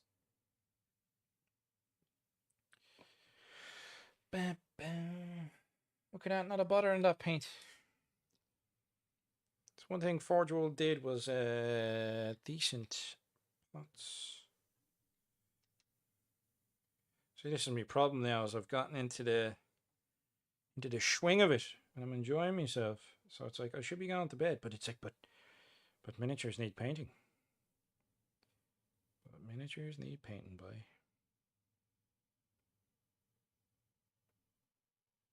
And they won't paint themselves. So I suppose seize on it while it's there, you know. In worst case scenario, if I get back late from work tomorrow, I won't have an opportunity to do a lot more. I think I'll do that fuel tank in this color as well. Worst case scenario, I don't get an opportunity to do a lot more, so will I just push on until I have all the base layers on tonight? Is that the plan? Is that what I'm gonna do? You know?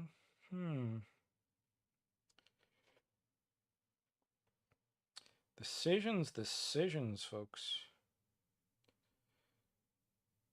I think the total build time on this conversion was when we did our hobby stream. So from scratch, it was about 2 hours, 40 minutes. If I add in the straps and the basing time, that was probably another 20 minutes or half an hour. So we'll say 3 hours to build and convert the whole miniature. Because I already had a rough idea of what I wanted to do. I had a sort of a visual idea. I had thought about it quite a lot before I'd even clip bits off of the sprue, if you get me. So that probably helped a fair old chunk. I suppose the main contrast now is going to be these shoulder pads, because they're so bright now. They really get dulled off once the wash is on them. You know what I mean? Really will. Now, brass color. Nice metallic brass color for our bullets. Balthazar gold. Okay, this is separating like there's no tomorrow. We're gonna Balthazar gold our bullets. I knew it was decor drab. I knew there was one. Right. That's the base layer. Right, we're gonna change the base layer of the skin to the decor drab. And then highlight up to Death World Forest. I knew the knobs are darker, man. Yeah, I knew there was a pot of that knocking around. I knew it. Because the boys, I think, are Dead World Forest. So the way I do the color schemes for the army is I do like the characters are the darkest colors. So the war bosses and such would be darkest, and then your war bosses and big mechs are the darkest in the recesses. And then I use the same sort of colors. So for the knobs, but I do the next layer. So if I do like if I do Decor Drab and then like Death World Forest, and then I highlight, I think it's Elysian Green, is it? Or yeah, something like that. Or Strachan Green even. I'm trying to remember the greens. There's loads of greens. I've too many greens. But I try and unify it, so like the darkest colors in the war boss, and then wash and like midtones or highlights. The midtones would be like the base layers for the knobs, and then like the highlights for the knobs would be what I use on the boys, and then the Gretchen are actually the lightest colors. So if you look at the Gretchen, they're like, now these are finished. See, I did little stars on them and everything. The Gretchen are a lighter color again than the boys. And I've painted them all up as Rebel Grots, so I can use them for Gork Mork as well. So anyone who has like a red bandana, if I can find another one, either they have like a red bandana or, you know what I mean? I've done them up. So if they have a wrap, and I've tried to make it look like, you know, there's a star on their material. So even if I pull, see if there's another one, they'll all have like some of their red. Usually some of them, if it's like on the pants or something, or like they'll have it daubed, their rebel star on their helmet. Like some of them are really decent. I actually quite enjoyed painting these, Gretchen. You know?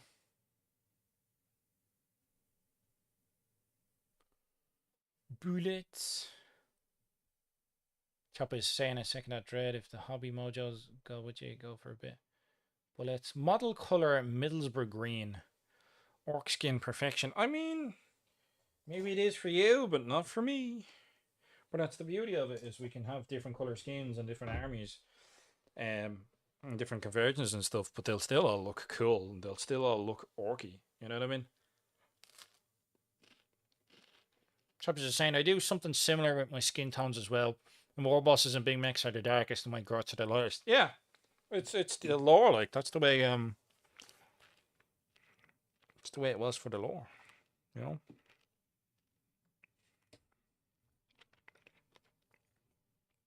The old school lore. It's like, you know, the older an orc gets, the bigger he gets. You know, the darker he gets. It's kind of how like Warhammer Fantasy was the Black Orcs. The Black Orcs are called Black Orcs because their skin, because they're veterans. Their their skin would get darker and more gnarled and stuff. You know what I mean? What direction do I want to go? I want to go that sort of way with this. This camo pattern. Branch it off. Branch it off this way, I think. That way.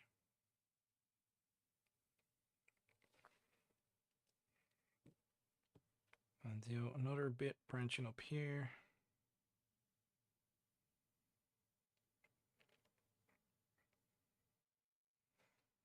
Just do a rough kind of thin line of what I want. Can have one coming across this way.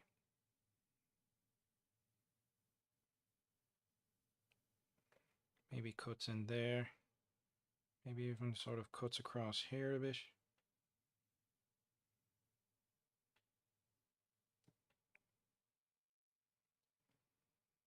I mean, you could do them all different colors and different patterns and stuff, but I'll keep a sort of diagonal direction on the pattern and then cut it across. Maybe even do one that way. I try and keep them jagged, not smooth. And then once I've got the base sort of pattern that I like the look of, I'll cut across here, but then I want one breaking up that way. Once I've got the sort of jagged pattern that I want,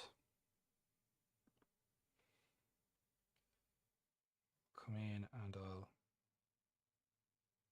start filling it out a bit more. If you get me.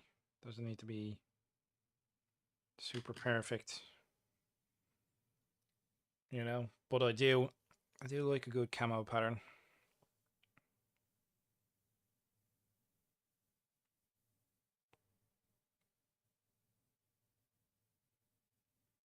Just sort of connect them all up a bit. Get the lines as thick as I want. Not too smooth. Nice, a bit of jaggedness to them. I find works best. Thicken them up a little bit, and then you can add in a secondary color if you want. So if we wanted to do patches of black, I suppose we could do. Like small sort of patches of black. Or if you did, maybe, you know, you could do like the dark gray as the base color. And then do light gray streaks. And then sort of black patches, small patches now, not too dominant. Black patches over that, but have them touching the previous pattern. If you get what I'm saying.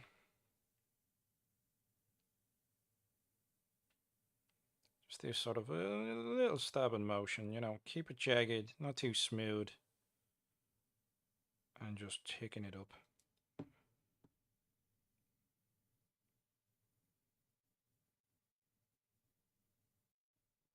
And it'll look half decent. It's kind of harder for me. Like I said, usually I don't bother with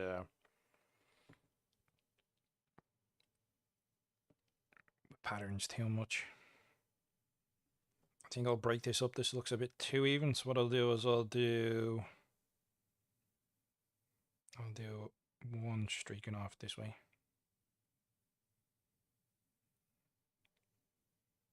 And then connect this up a bit. What might even work wonders is, see this middle one? If I break it up altogether, instead of having that one solid block of color, if I do that in the military green, that might actually be a decent idea. How did I think of it?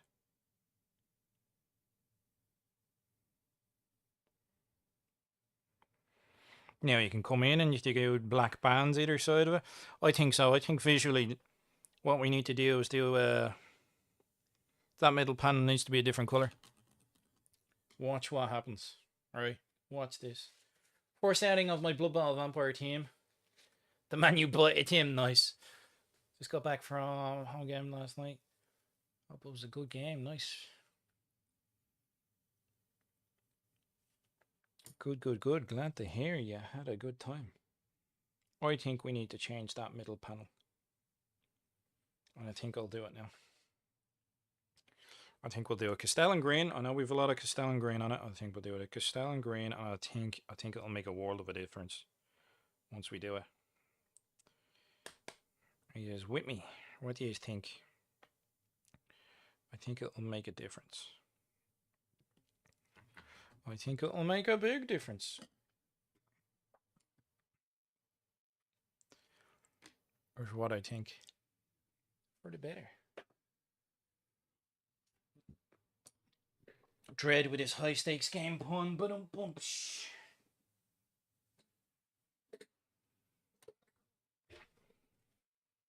Alright, I'm gonna do this. And we need to pack it up soon, man. It is Half plaster 12.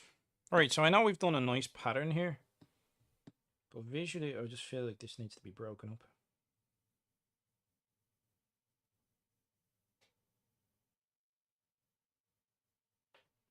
I know it's a lighter tone and it'll probably take a couple of layers. But I reckon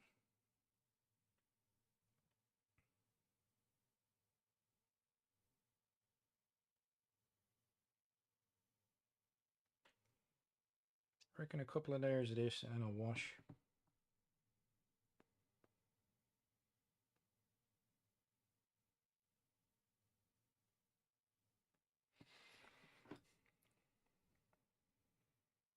Will make a difference. Yeah, I think that was a good show. Not too bad. Not too bad at all, at all.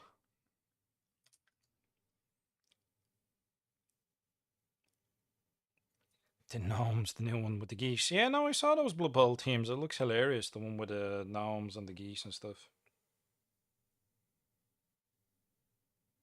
Yeah, it looks pretty cool, actually.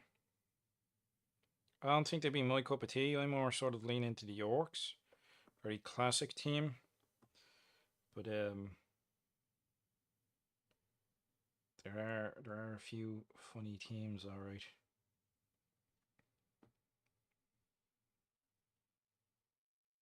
I mean, Blood Bowl's alright. I think the problem I have with Blood Bowl is anytime I've played like online with people and stuff, it's very sort of like min-maxed. There's some very meta lists that are just absolute bastards to play against.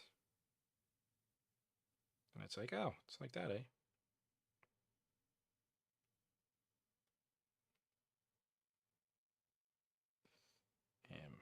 But sure, what can you do? I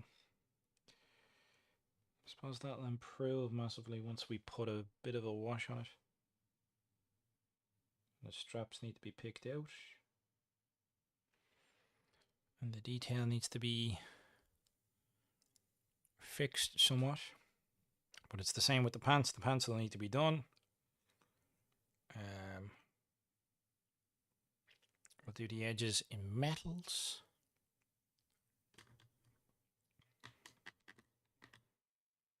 Speaking of metals, we'll do our bullets in the Balthasar gold, if I can find the paint pot, if I haven't put it back in the drawer, as tends to be my habit these days. Holy jet, where did I put it now? That's Gehenna's gold. It's not what I wanted. Balthasar gold, where is it? There we go. I suppose the only problem we have is that a slightly brighter tone than the other Castellan green, but it's getting there. It's getting there. You can see the sort of visual we're going for.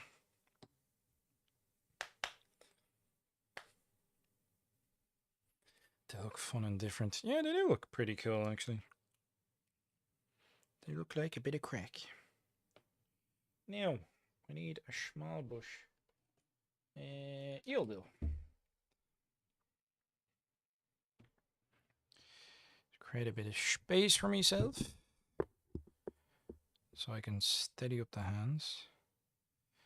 And cardinal sin, but I'm just going straight from the pot here.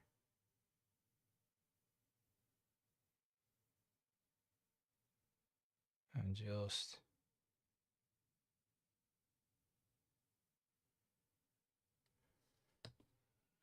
this is a gold. This isn't as light a color as I would like. It's actually very close to. It's very close to that other metal that we have already. So I might change it up. Yeah, it's a bit close to that metal we already have. So, different gold. Lighter color. Gehenna's gold. I thought there was like, there was another gold that I had that I used a lot for bullets. Ah, Retributor armor. That's what we needed.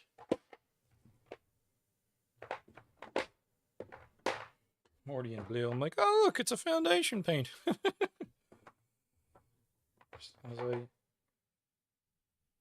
And this is GW Paint 3. I don't think I've ever opened that white. By Jesus, it's dead. It's dead, Jim. Yeah, okay, so we're doing retro. Is this one opened? I should have more than one. No, this one's not opened. Okay, we'll see if we've got another one that's opened. Should be another one that's open.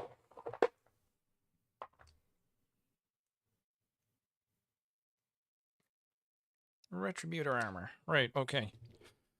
So this is the gold. Getting the knobs for sure. Burning knobs looking great. Scar, cheers, bud.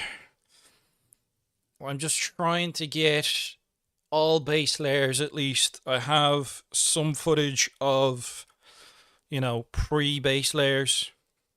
So worst case scenario, when it comes to tomorrow and we're doing the old video, I'll just have base layers on it. You know? Hopefully I get another hour of painting in with it. Any of the footage I do will be quick and easy. But I think this is the color I was looking for.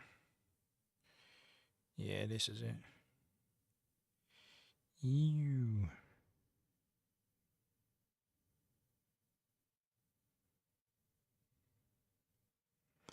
I mean, it's very bright.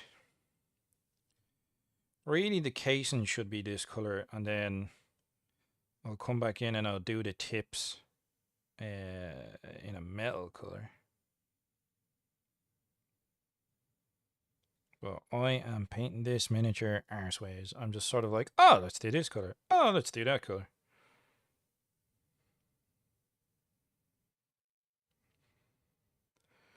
I think a lot of washes will work wonders for this guy. But I just want base layers, washes, base layers, washes. Just get them done. Yeah, I think we'll come back in and we'll do the tips in a metal. But the casing, let's see if I can get this painted without wrecking everything. Casing we'll do on this gold and then knock it back with brown wash. That's the plan. And we didn't need a lot because, you know, we're not too flash. I know it doesn't look anything exciting at the moment, but block colors, man. So Army Painter and CGL are doing a second BattleTech painting set. Well, they fucking need to because, boy Jesus, like the 4th gen ones weren't great. This is a 4th gen paint. I was doing a recording of the videos. That's like their 4th gen paints. That yellow, this is the worst yellow I've ever come across. This yellow here, this hazard yellow, this is shocking. The coverage on this is absolutely bleeding shocking. Shocking coverage. It is the worst yellow in regards to coverage I've ever come across. Terrible. Absolutely terrible. The metal's alright. You know, they're actuator metal, or they tell you what each of them is. So I'll say mixing balls included.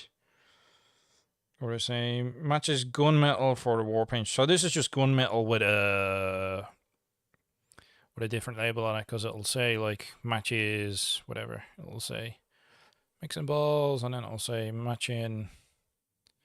Yeah, matches the war paint range. So it tells you what each of them is. But shocking, absolutely shocking. Uploaded deadline is 8 p.m. Scar. That's grand. It'll take me like 2 minutes to do a bit of video cut. I already have like my little turntable and my camera set up, so get me arse home at a reasonable hour and I won't know myself. Mostly looking at metals now. Mostly. That Sandry dust, I think, needs a bit of something. But she's getting there. She's getting there. Very slowly, but she is indeed getting there. Now, do I want to do this in a different metal? Or do I want to leave it the color it is?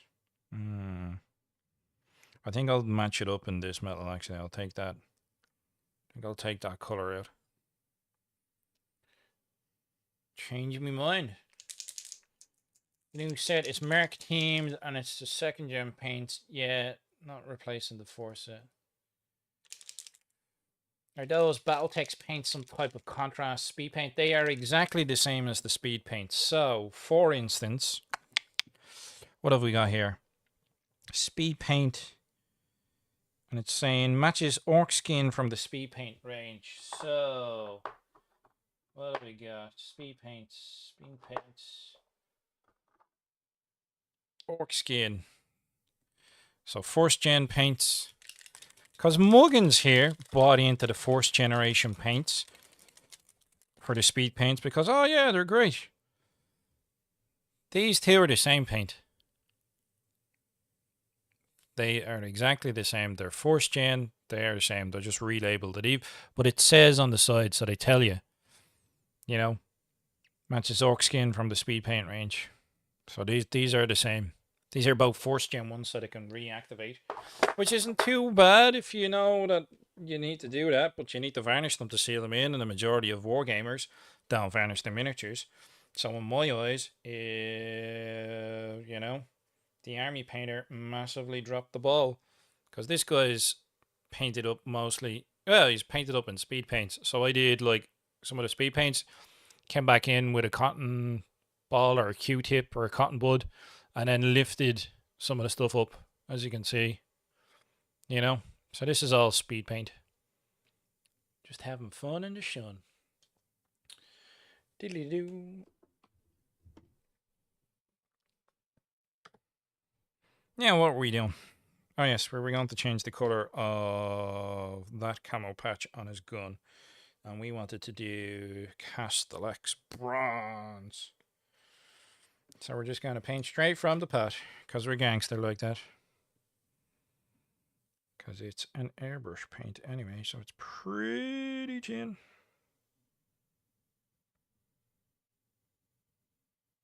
Yeah. We'll Castellax Bronze this. It's going to take a couple of coats, I reckons, which is fine. But we'll throw metal on the rest of the gun while we're at it. I know there's layers of stuff we need to sort. And then I need to keep track of what paints I've used as well, Jesus. Metals. Metals. What metal will we use? What metal will we use? I have bought a metal for AK I want to try, actually. Where's the metal for AK? Smoke? No. New. Dark green inks. I don't know what about green inks. Cobalt blue, you know. Gunmetal. Ta-da! Let's try some gunmetal. 4 tell-alls.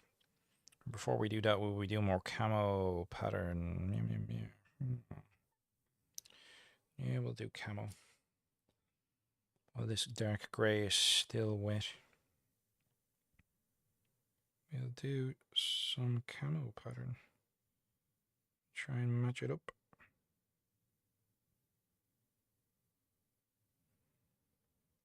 Over that side as well. But his pants need some camo pattern. Oh no, look, we got a different paint on that. Covered. How do you like them apples? Yeah, we'll do a slightly different pattern. We won't go the same way we were going, but we'll use the same sort of colors. We'll just go in a different direction.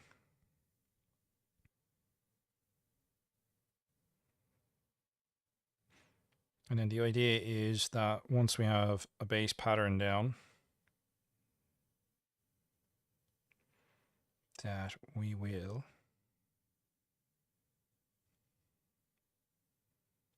throw a wash over it. And we'll be laughing all the way to the bank.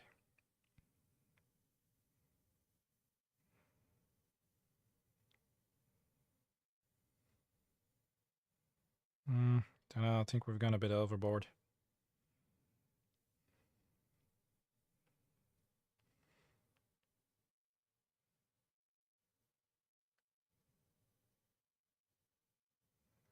That's okay, we can come back in with the base color and break it up a bit. Which is what I might do. I might just... What way to decide? I might just repaint that leg. Let's try it this way.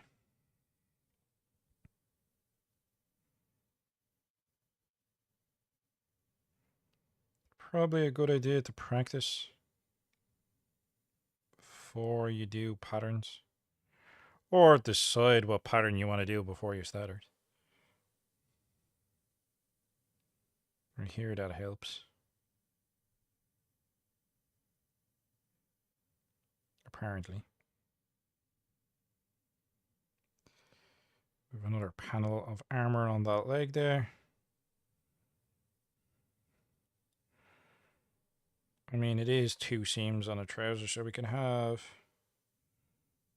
2 patterns of camo on the same mini. That's not a problem. But I think we'll throw in patches of white or black onto this.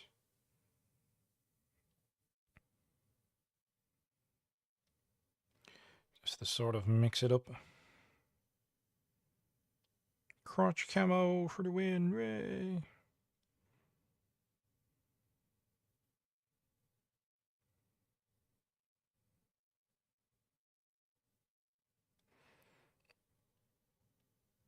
I'm not too worried about it, to be honest with you. It's various patterns that can be worked on or hashed out or fixed or redone.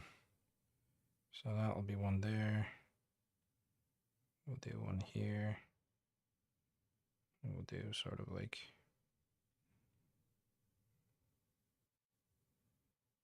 we'll do sort of that.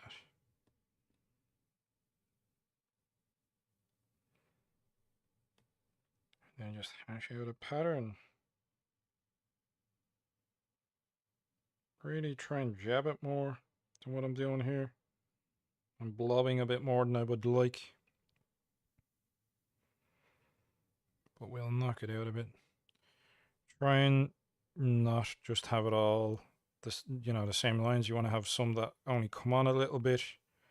Try and sell the idea that it's a material with a pattern on it, kind of. There's a bit of leg in there. We'll do one in there just to break it up a bit.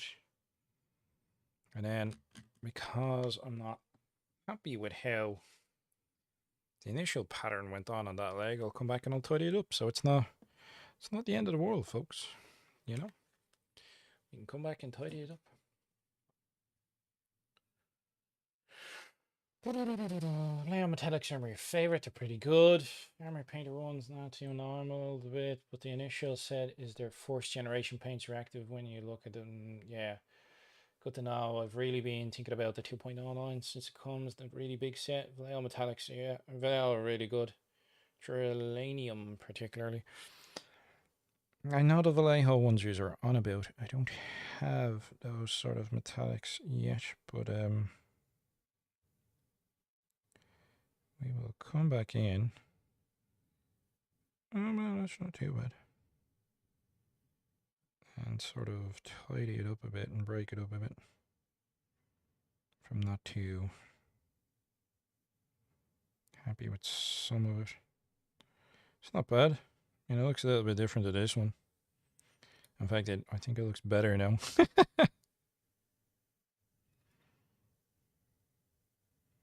I always come back in and just, yeah, break up patches.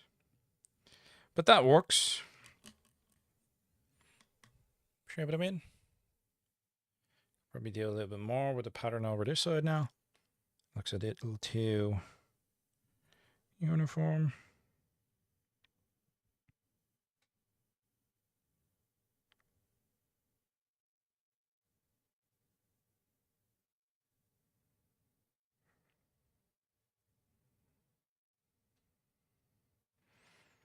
Let's have a jagged a bit and see what we can do with it. We can break up Come back in with the other colour till I'm happy with it. And I think like here, a little bit there. And I think break this up a bit.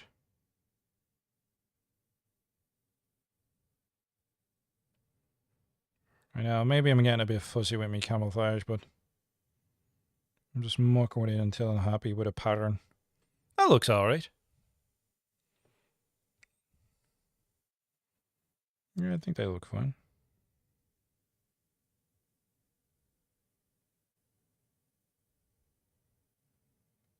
Yeah, happy with that.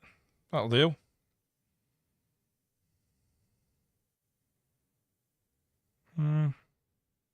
Yeah.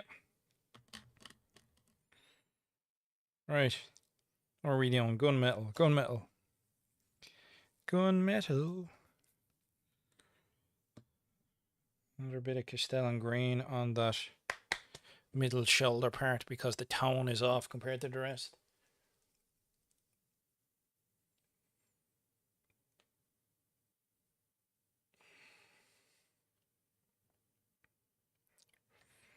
You use blue axes in your army. I'm not surprised. They're the best orcs. Just straight from the pot. Because we're rebels without a cause. In fact, I still think I have a little bit of... Yeah.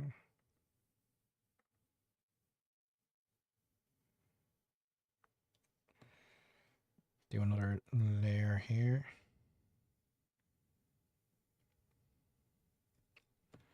Still very light though. This is the problem that we have, is because the base layer was very light. Yeah, no, I'll just do it straight from the pot. This is what happens when you don't change your paint water, folks. But hopefully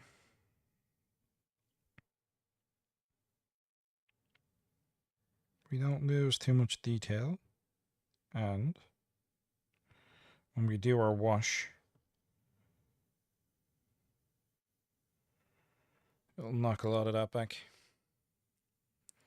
So we'll try washing there. We'll try washing a lot of it. I wanted to change the skin color. This says the man. Oh man, it's nearly 1 o'clock. I should be going to sleep.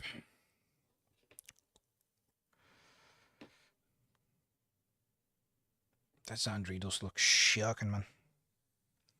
Especially compared to the rest of the model. Let's put a little bit more Zandri dust on her.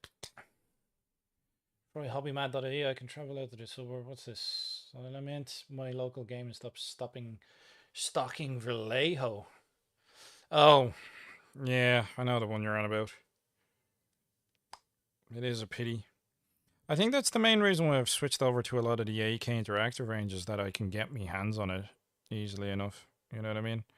Hobbyman are grand as well, but the problem you have is that, like, stocking stuff. You know what I mean? Like, they have a pretty extensive range, but they don't always stock a lot. Not that I wish to naysay anyone. That's just a case of I haven't looked on them for a while, but they do have some good stuff. I like getting me glue and such from them. But it's can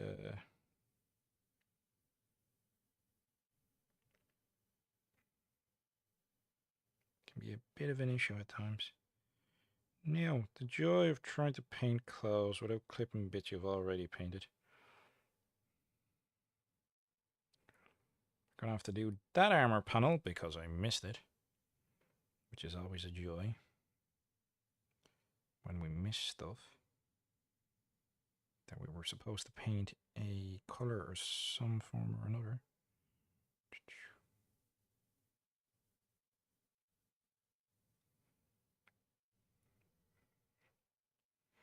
I'll have to come in and tidy up the skin. At least if we get the Zandri dust tidied up and a bit more consistent on the color front, we'll be laughing. And I might just leave it plain. I don't think I'll do a camo pattern on it. If you know what I mean.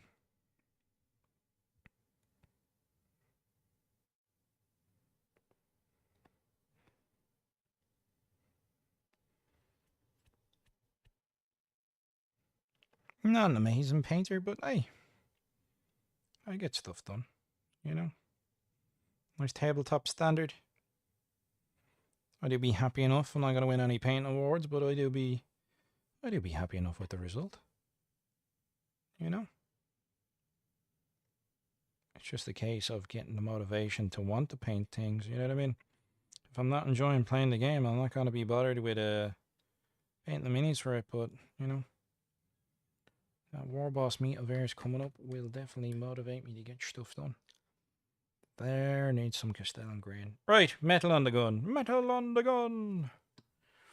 We're getting some metal on this gun. Pew pew. And then we're leaving it at that. Lead grey. Now, gunmetal. Right.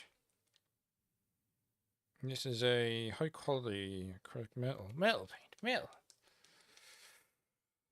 Some AKB and Max models means I can just grab the paint off the rack. Yeah, that's true. Can't walk there. So between the Flamer and the Urban Camo Trouser, this guy is just Ork a pound, isn't he? Ork a pound. Jesus Christ.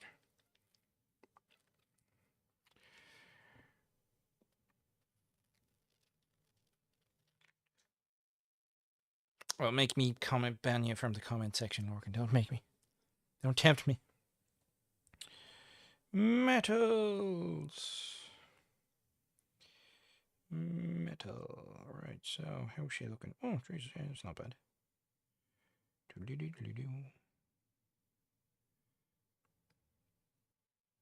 This is bright. Do you know what? We're going to be cheeky and that little bit of armor plate that should probably be done in a camo color. We're just going to paint it metal. Because we're cheeky like that.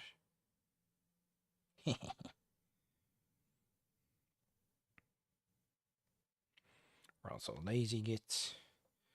We're gonna do this bit in metal here. I may come back and do it a rusty color instead, which is fine if I want to do it in rust colors. But at least if I'm going to do it in metal, I've got like a base layer of metal on there. Again, this is a little pipe that we made out of plastic card and did that at a 45-degree angle. Then we got a larger diameter pipe to make the connection, and then we got some really thin plastic card rod and made a load of rivets, so it looks like it's all like a connection, if you get me. And then we'll do the same for this connector here. Bit of metal there. Bit of metal on this bit. The base of the gun. Try not to clip other parts that we've already done. Try and be tidy with it. And we're just blocking off our metals, nothing too fancy. The hobnails of our boots. Again, sacrilege, this is just straight out, because I haven't changed the paint water, which I probably should have. I don't really want to contaminate it. The colors that are already in our paint water. And then the last thing we'll do is do the basing. I might actually paint the basing, and then the very last thing we'll do would be like the flame and the flame effect. So what else needs to be metal? Rivet, rivet, rivet, metal rivets, metal rivets, pink, pink, bit of metal here, bit of metal there. We'll come in and we'll come back in and we'll do the metal weathering once we've gotten our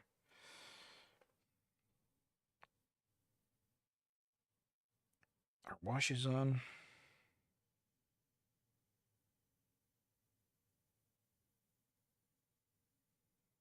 Bits of metal everywhere. Just block it off. It's not the end of the world. If we do get a little bit where it shouldn't be,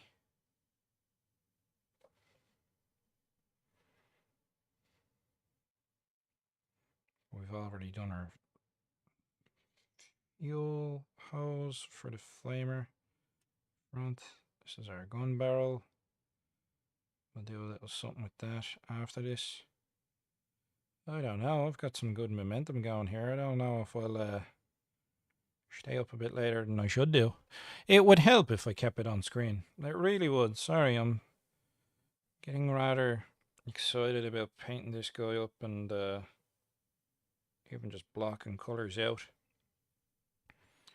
I'm enjoying the process. I do like a bit of hobby when I get stuck into it, but it's the being motivated to get stuck into it is the thing, really. And we're still going. I drilled out the barrel for this. I think that was a good call. I got a smaller diameter one for the flamer itself, but we're not going to see the barrel. That's basically just going to be covered with the paper clip.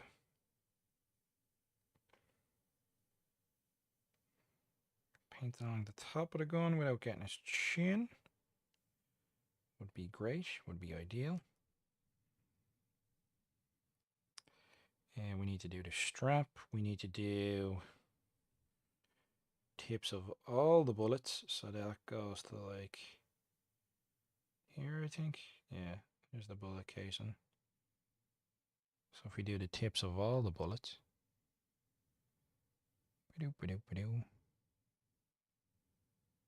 That should make a difference visually.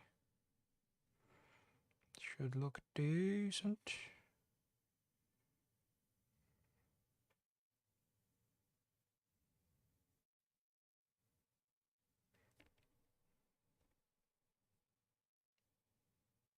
And try and catch them from this angle too. And then the bullet tips on this side. Tips of bullets, you. Now, I'm just gonna do this metal. And I could do it like a brassy color or whatever, but I'm just gonna do it all metal. And then decide what to do with it after the fact. I think the thing is, like, most of this is gonna just be like whatever the glow color is from the OSL. So I'm not too heartbroken about it. It's gonna need a wash and such, which will change it up a bit, which is grand. It's not the end of the world at all. Right, what else needs to be metal? Metally. I think that's him mostly blocked off now. At this stage. What have we got? Mostly blocked off. With our base colors. With our metals and such. We need the metal buckles painted. I'm keeping you up though. You're on a roll, mate. Enjoy it. Just stop when you're happy to. May end up with so little to do tomorrow at this rate. Yeah, but I don't want to end up. I don't want to end up wrecked either. I'm in work tomorrow, so I'm seeing what the story is. I need a black for the boots. What's this black like? I haven't used this black yet. Intense colors. Black for his boots. And we need to get the straps on the inside, actually. Now that I think about it, with this dry bark, which is a bit dry for Melicans.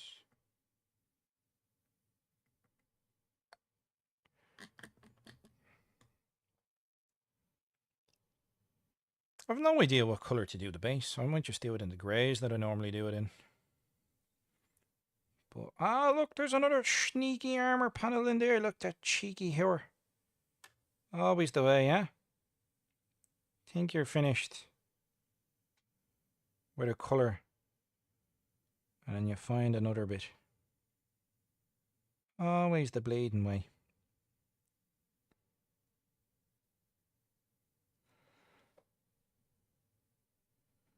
So I'll come back in with the metals now in a second, but I just want to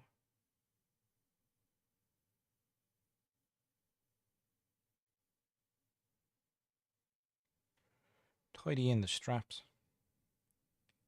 if you get me.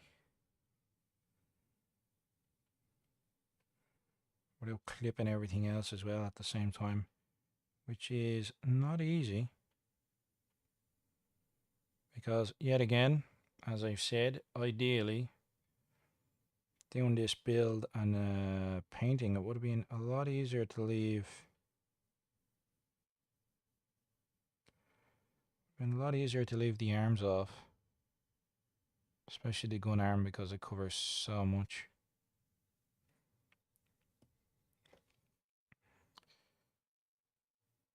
And get patterns done and such.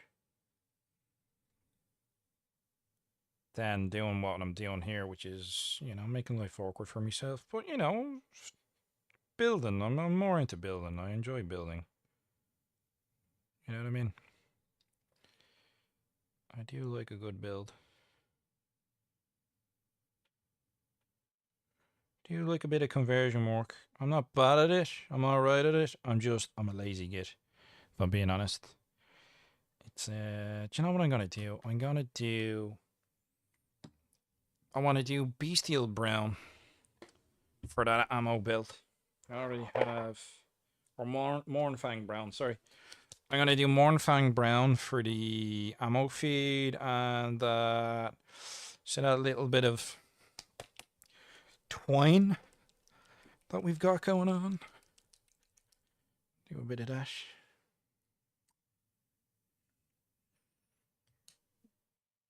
I think my brain is picking up on what paints I use for what again. It has been a while for the orcs, but it's coming up tidy.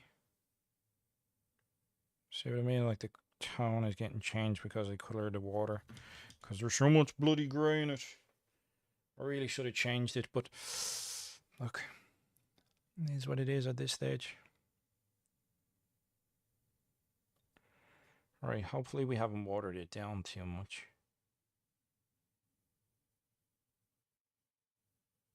Yeah, it's a bit watery.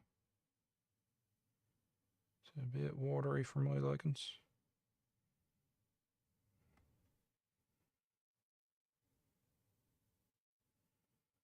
I think straight from the pot would be a bit much.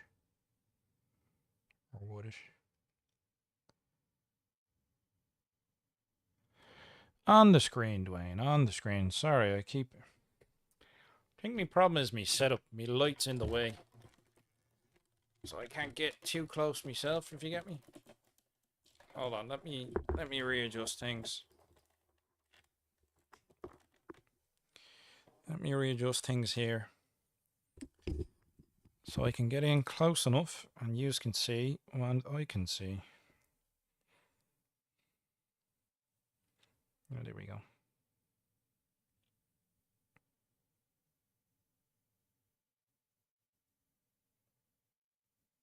So we're just doing the belt for the ammo. The gold job isn't exactly the tidiest, but it's also not the end of the world.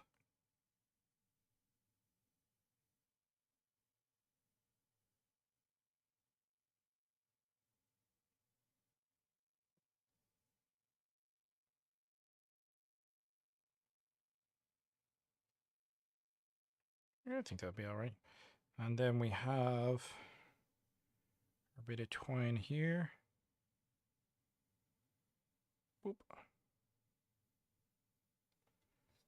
That'll be grand, and around the back as well. Wow, I like the stripes. I need to get painting again. Yeah, man. Well, you know me, it's a rare occurrence painting orcs these days, so it's good that I've gotten the old motivation to get it done. Right, what else needs to be this color? We're gonna do We do this strap up here, this color? I think so. I think we'll do this strap up here to give it some definition. Again, a bit more watery than I would like.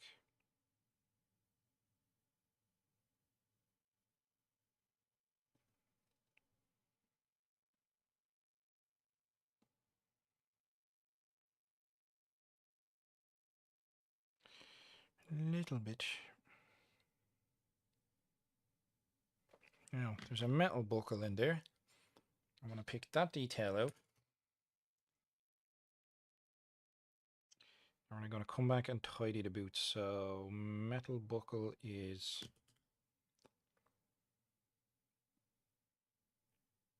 here. Maybe this brush isn't the best for it. Ugh. Yeah, not a great brush. Not for that level of detail.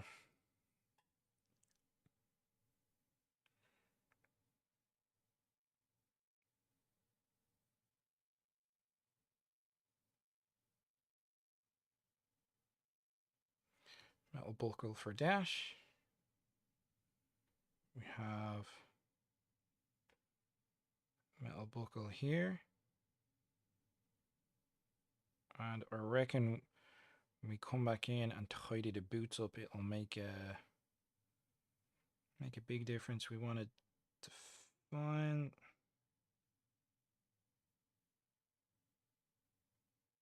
where that trigger is.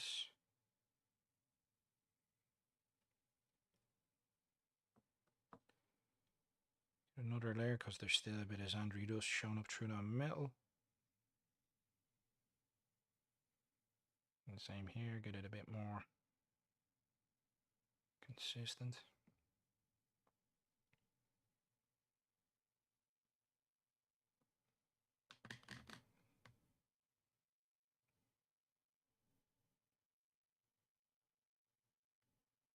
Bit too much paint. So I'll try and spread around what's on it.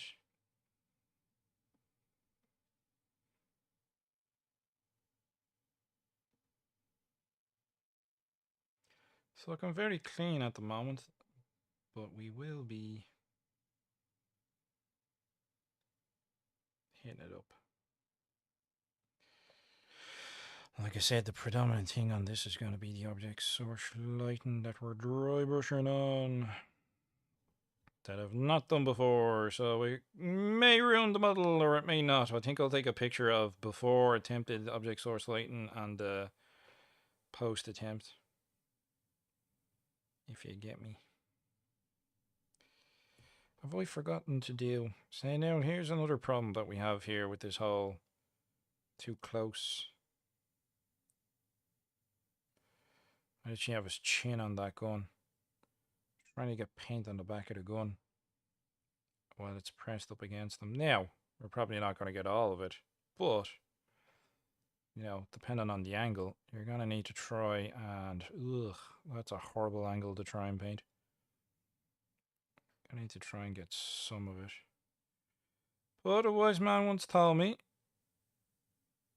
paintbrushes, like light, travel in straight lines. So, if it travels in straight lines, we'll travel our paintbrush in straight lines. So whatever we can see, we'll hit with paint, and whatever we can't, we don't need to worry about. Boom, there we go. Look, there's something I missed. Straps.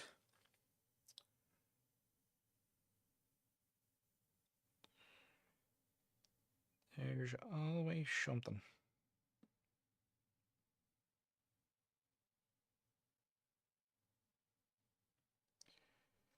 Biddly-doo. How's it looking? Getting there. Right. I think it's time for a blacking out the boots. Or do we want to do a skin repaint first? I think we'll do a skin repaint first. We will. Where have I put that bloody paint? Dryad bark. No, that's not what I'm looking for. Decor drab. That's what I'm looking for. We'll decor drab, then we'll wash. Then we'll come back in with what is it called? The other green that we used initially, the Dead World Forest. So this, wash, this. That's where we went wrong, folks. I knew my spidey sense was tingling and giving out to me. It's like, no, that's not the point you're supposed to be bloody using. Jesus Christ. Well, he's getting there.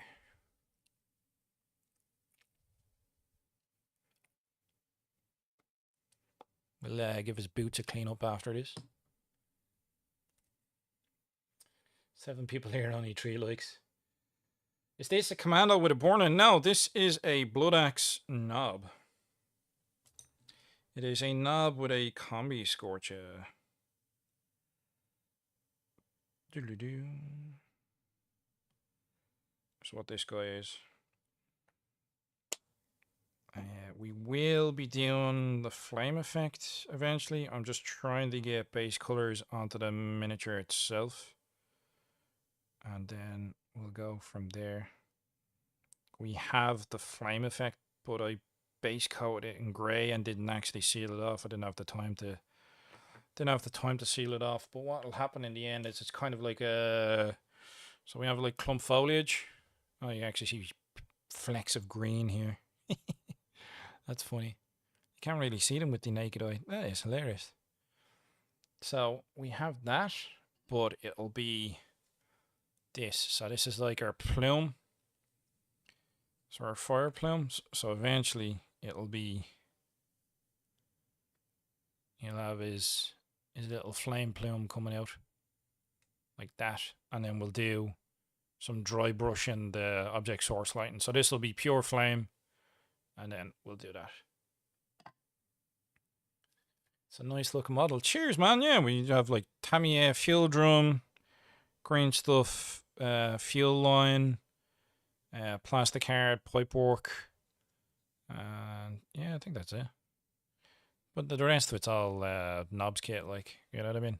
It's nothing too flashy, but it looks cool. I like it. I like it. I like the sort of simple conversions that just sort of look like they're supposed to be that way. If you get me.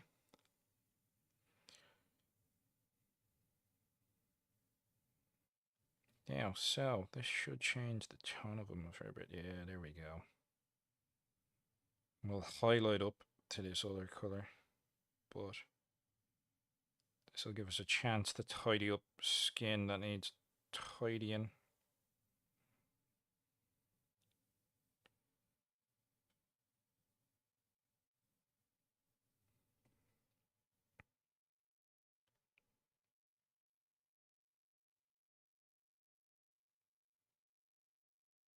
So tonally it's a bit closer to the Castellan green, but like I said, I'm not too worried about that at the moment. We will sort that out.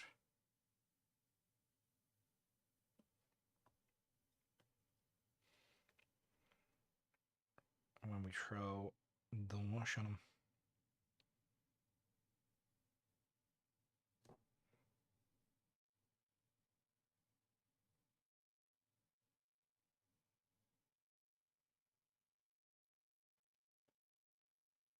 The only problem I have is trying to get an eye into some of these nooks and crannies and let you guys have a look at the same time.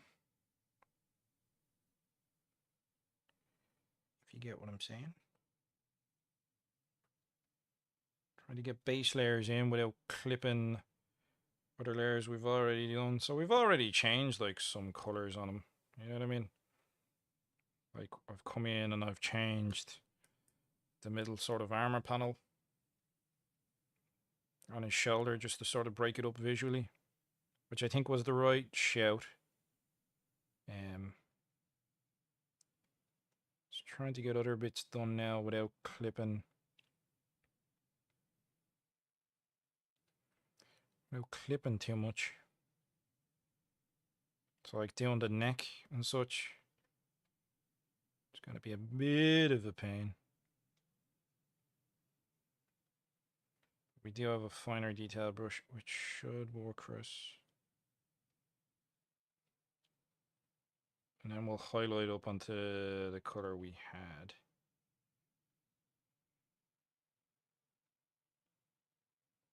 But I want to throw a green wash on, so we're going to green wash the Castellan green. We'll green wash the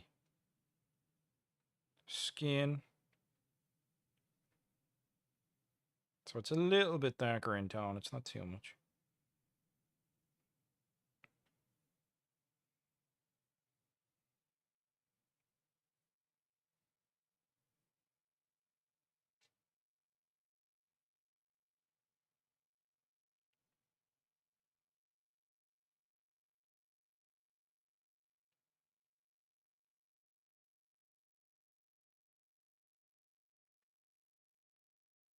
But enough that it'll make a difference visually. It's all just about being tidy now, you know. So lack of definition on the underside of the hand with the fingers. That's from the casting process.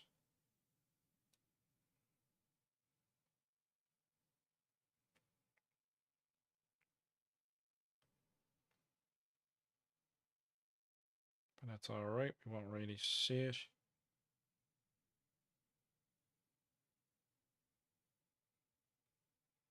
That metal could probably deal with being painted again. Another layer of the Castellax bronze.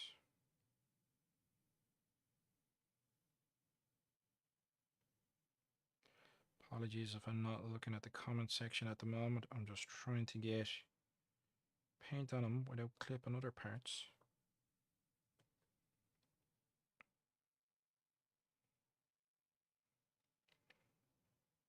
Yeah, I think the next thing we could do is just throw washes on him. So bit of paint on his neck.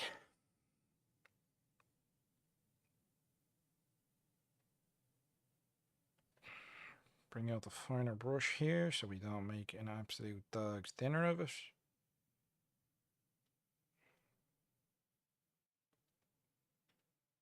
Just try and tidy it up.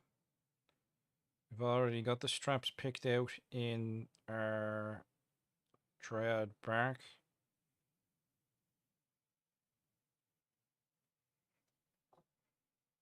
Like I said, we will be putting a wash on our greens.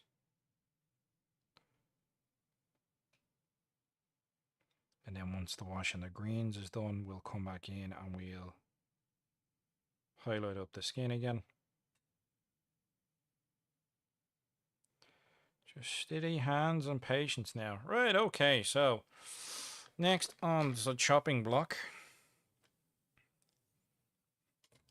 I believe is boots. Need to black up his boots. So we have our AK Intense. I've not used these yet. We'll see how black this black is. Normally I'll just use the Vallejo black primer. Boop. Just a little dab of it.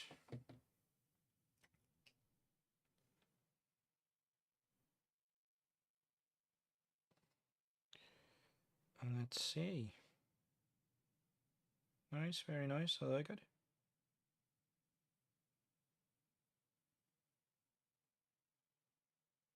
Probably not the best brush to be doing it with, but go back in with the finer brush. I just don't want to clip the pants since we put so much effort into the camouflage on the pants. I'm just wary of clipping them, you know what I mean?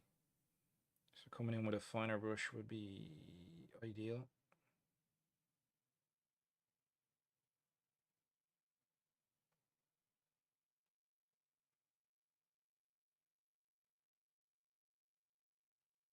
Again, if you had a steadier hand or you were a bit tidier in previous steps, you wouldn't have to worry about this, but I'm not too bothered. It's all right. I'm enjoying the process. Trying to get a good angle, see what I can get painted.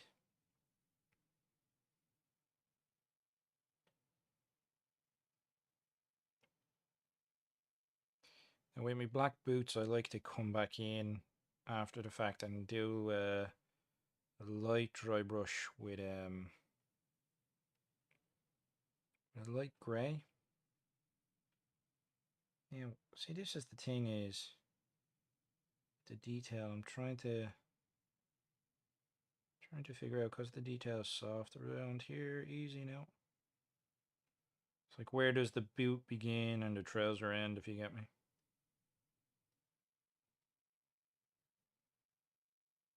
I just want to define them.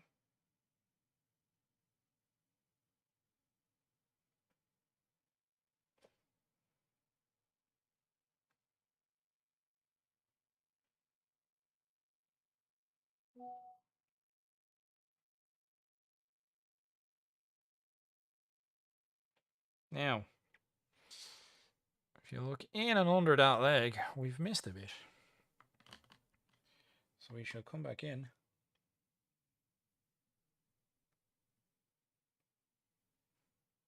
Pick it out.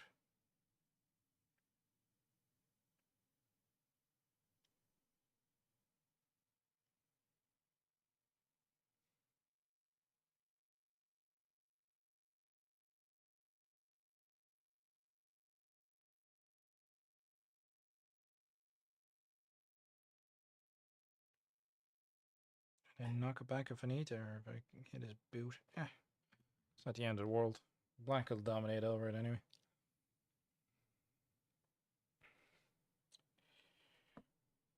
So I come back in.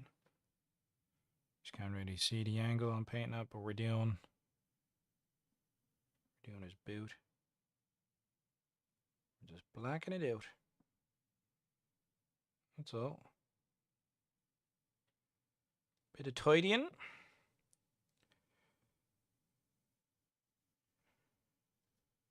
Nothing too exciting, but it looks good.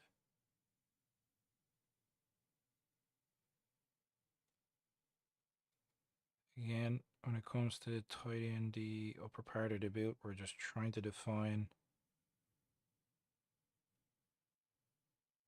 where colour should and shouldn't be. Any overlap.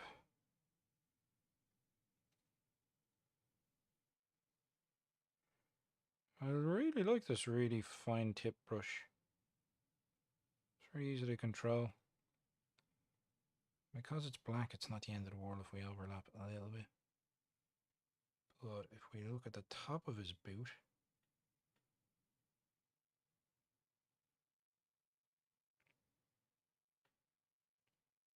we can hash that out.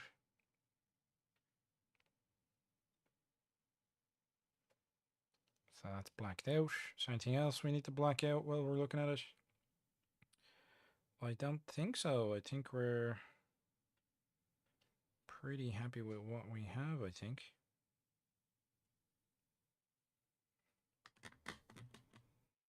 I think we're looking good. Time for some washes. Right, so what have we not touched in regards to washes for a while? We have ourselves some Tonian camo shade for our greens. We've got a big old boyo here of Nolan Oil, but I think I'll use Agrax Earth Shade. So Tonian camo shade, Agrax Earth Shade.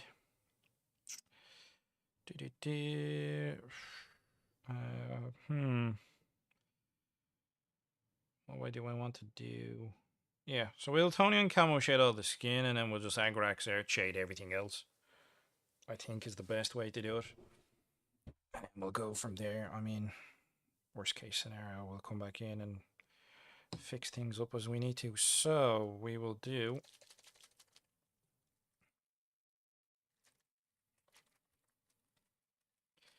a Retonian camo shade first. It's been a while since I've used this, I can tell you that much. Now, I'm going to use a smaller brush than I normally would on this front, but because I want a bit more control.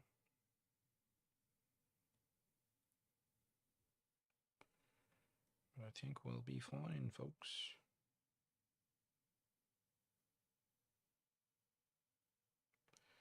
Normally when I'm doing washes, I use a much bigger brush, but like I said, I'm looking for control more than anything, because we're doing a couple of washes here. We're not just doing the one.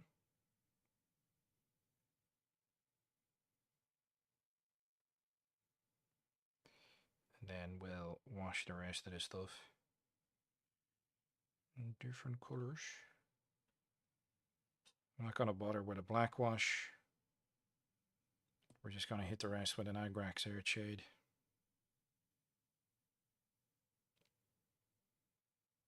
Even if there's a little bit of color overlap that we missed and stuff, we're just going to wash it in, man. It's not the end of the world for us, like, you know.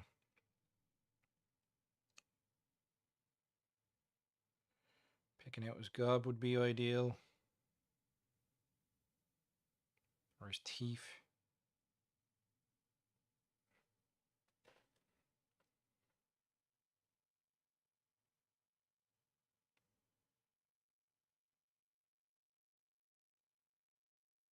So we'll just do the skin in green. And we'll do the rest of it in the Agrax Earth shade to sort of tie it all together. So there's a bit of definition for the skin.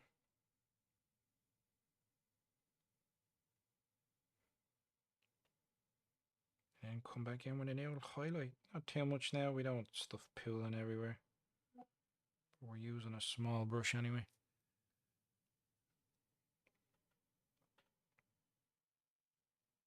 Again, lack of definition on the fingers. It's a really old model and it's the underside of it, but we're not too bothered. Bit of wash on the fingers. That's her skin done. Back of the head. Now don't forget the back of the head. Seems to be a spot I neglect on the regular. Even for the washes, don't forget the back of the head and the neck.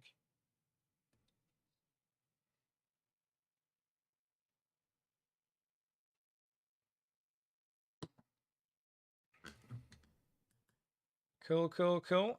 Now, because we're covering the larger area with the other wash, I am gonna use a larger brush. What have we got lined up? We have, I think it's just a Humbrol brush. We can try this. Give it a bash. See where it holds up. Maybe a smaller one. We don't want to overload the old bristles. Let's see. Old cheapo brush. I'll give that a smash. Now, so our Agrax Earth shade. What's she like on the barrel? Ah, yeah, that'll do. Oh, well. I could have stabbed someone with that bleeding brush. The bristles were that stiff. But hey ho. It shall hopefully serve our purposes.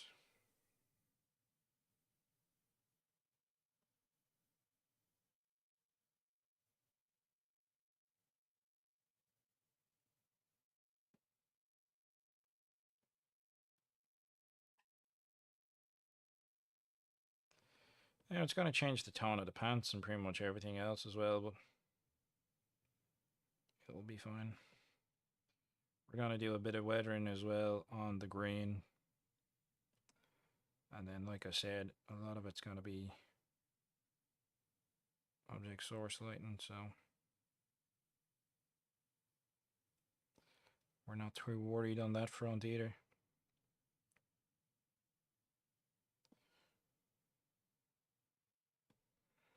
And then we'll do highlights and such after the fact.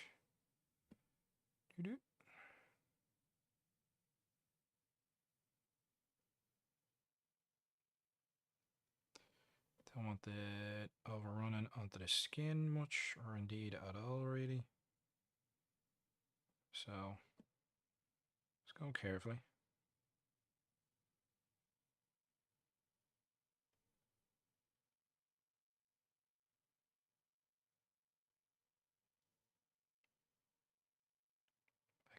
boots. It'll knock back the metals. They won't be as super shiny.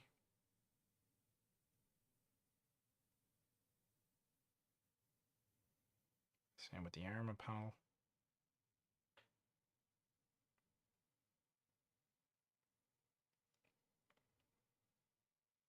Our L pipe.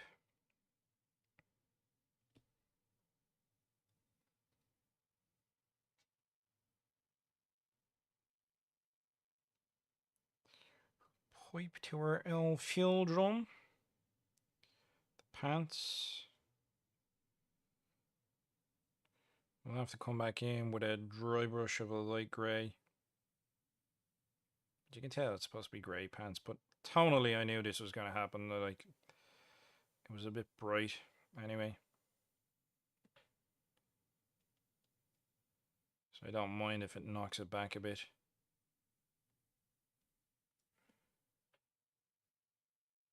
Up here will be great. Yeah, I knew that would be nice.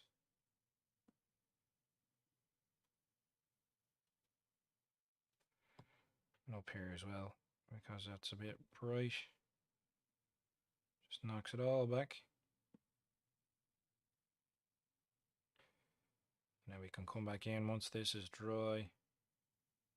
Come back in and hit it with a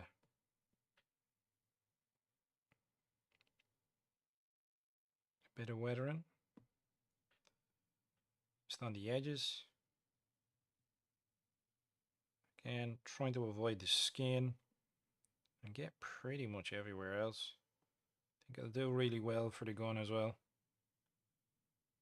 I like to do a light dry brush after the fact. If too much, take it off. I find it's really easy and nice effect with the metals. Base metal wash, come back in with a light metal again. And just hit it up on the edges. And it gives it some nice definition. It doesn't take an awful lot.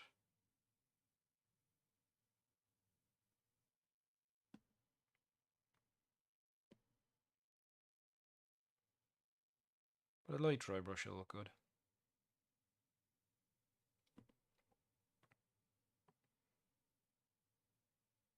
All the wash everywhere, yay!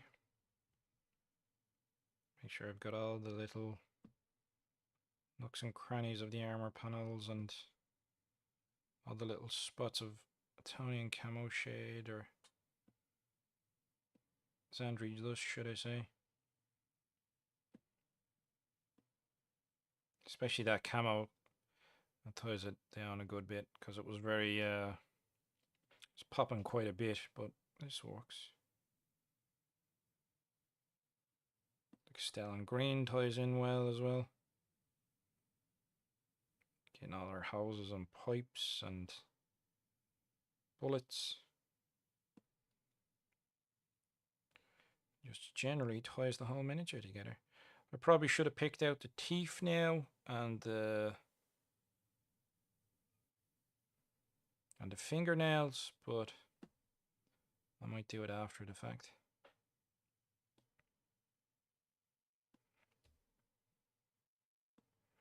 And then again, the underneath of the shoulder pads, don't forget the underneath. We're going to be coming in and weathering them a little bit too, so there we go.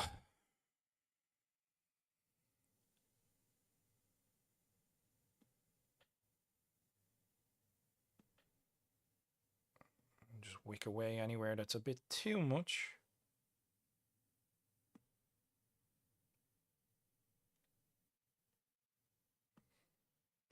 That's how she's looking.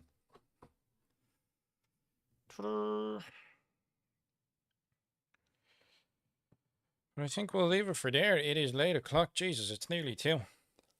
I have been painting this mini way longer than I expected. Hold on, I missed a bit or two on the barrel there on the back. I'll throw a little bit more in, and then we'll leave it at that. Probably have an hour tomorrow.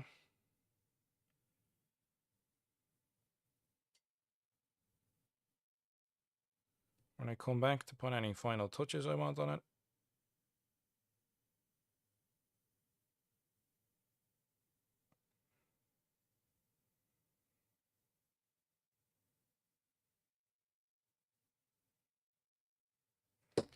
But that's it. That's how we're calling it tonight. It's been fun. Thank you for joining. Thanks for liking. Hopefully you got some hobby done. We stayed up extra super late. Later than I expected. But that is the state of affairs. So that's how we're leaving it. Hopefully get some of this done tomorrow. Get the base done. A little bit of dry brush work. Nothing too crazy. And yeah, we'll see how we go from there. So it's been fun. And yeah, we might push forward on Wednesdays for hobby hangouts. And we'll catch you in the next one, folks. So thanks for joining. And we'll see you again. Good night.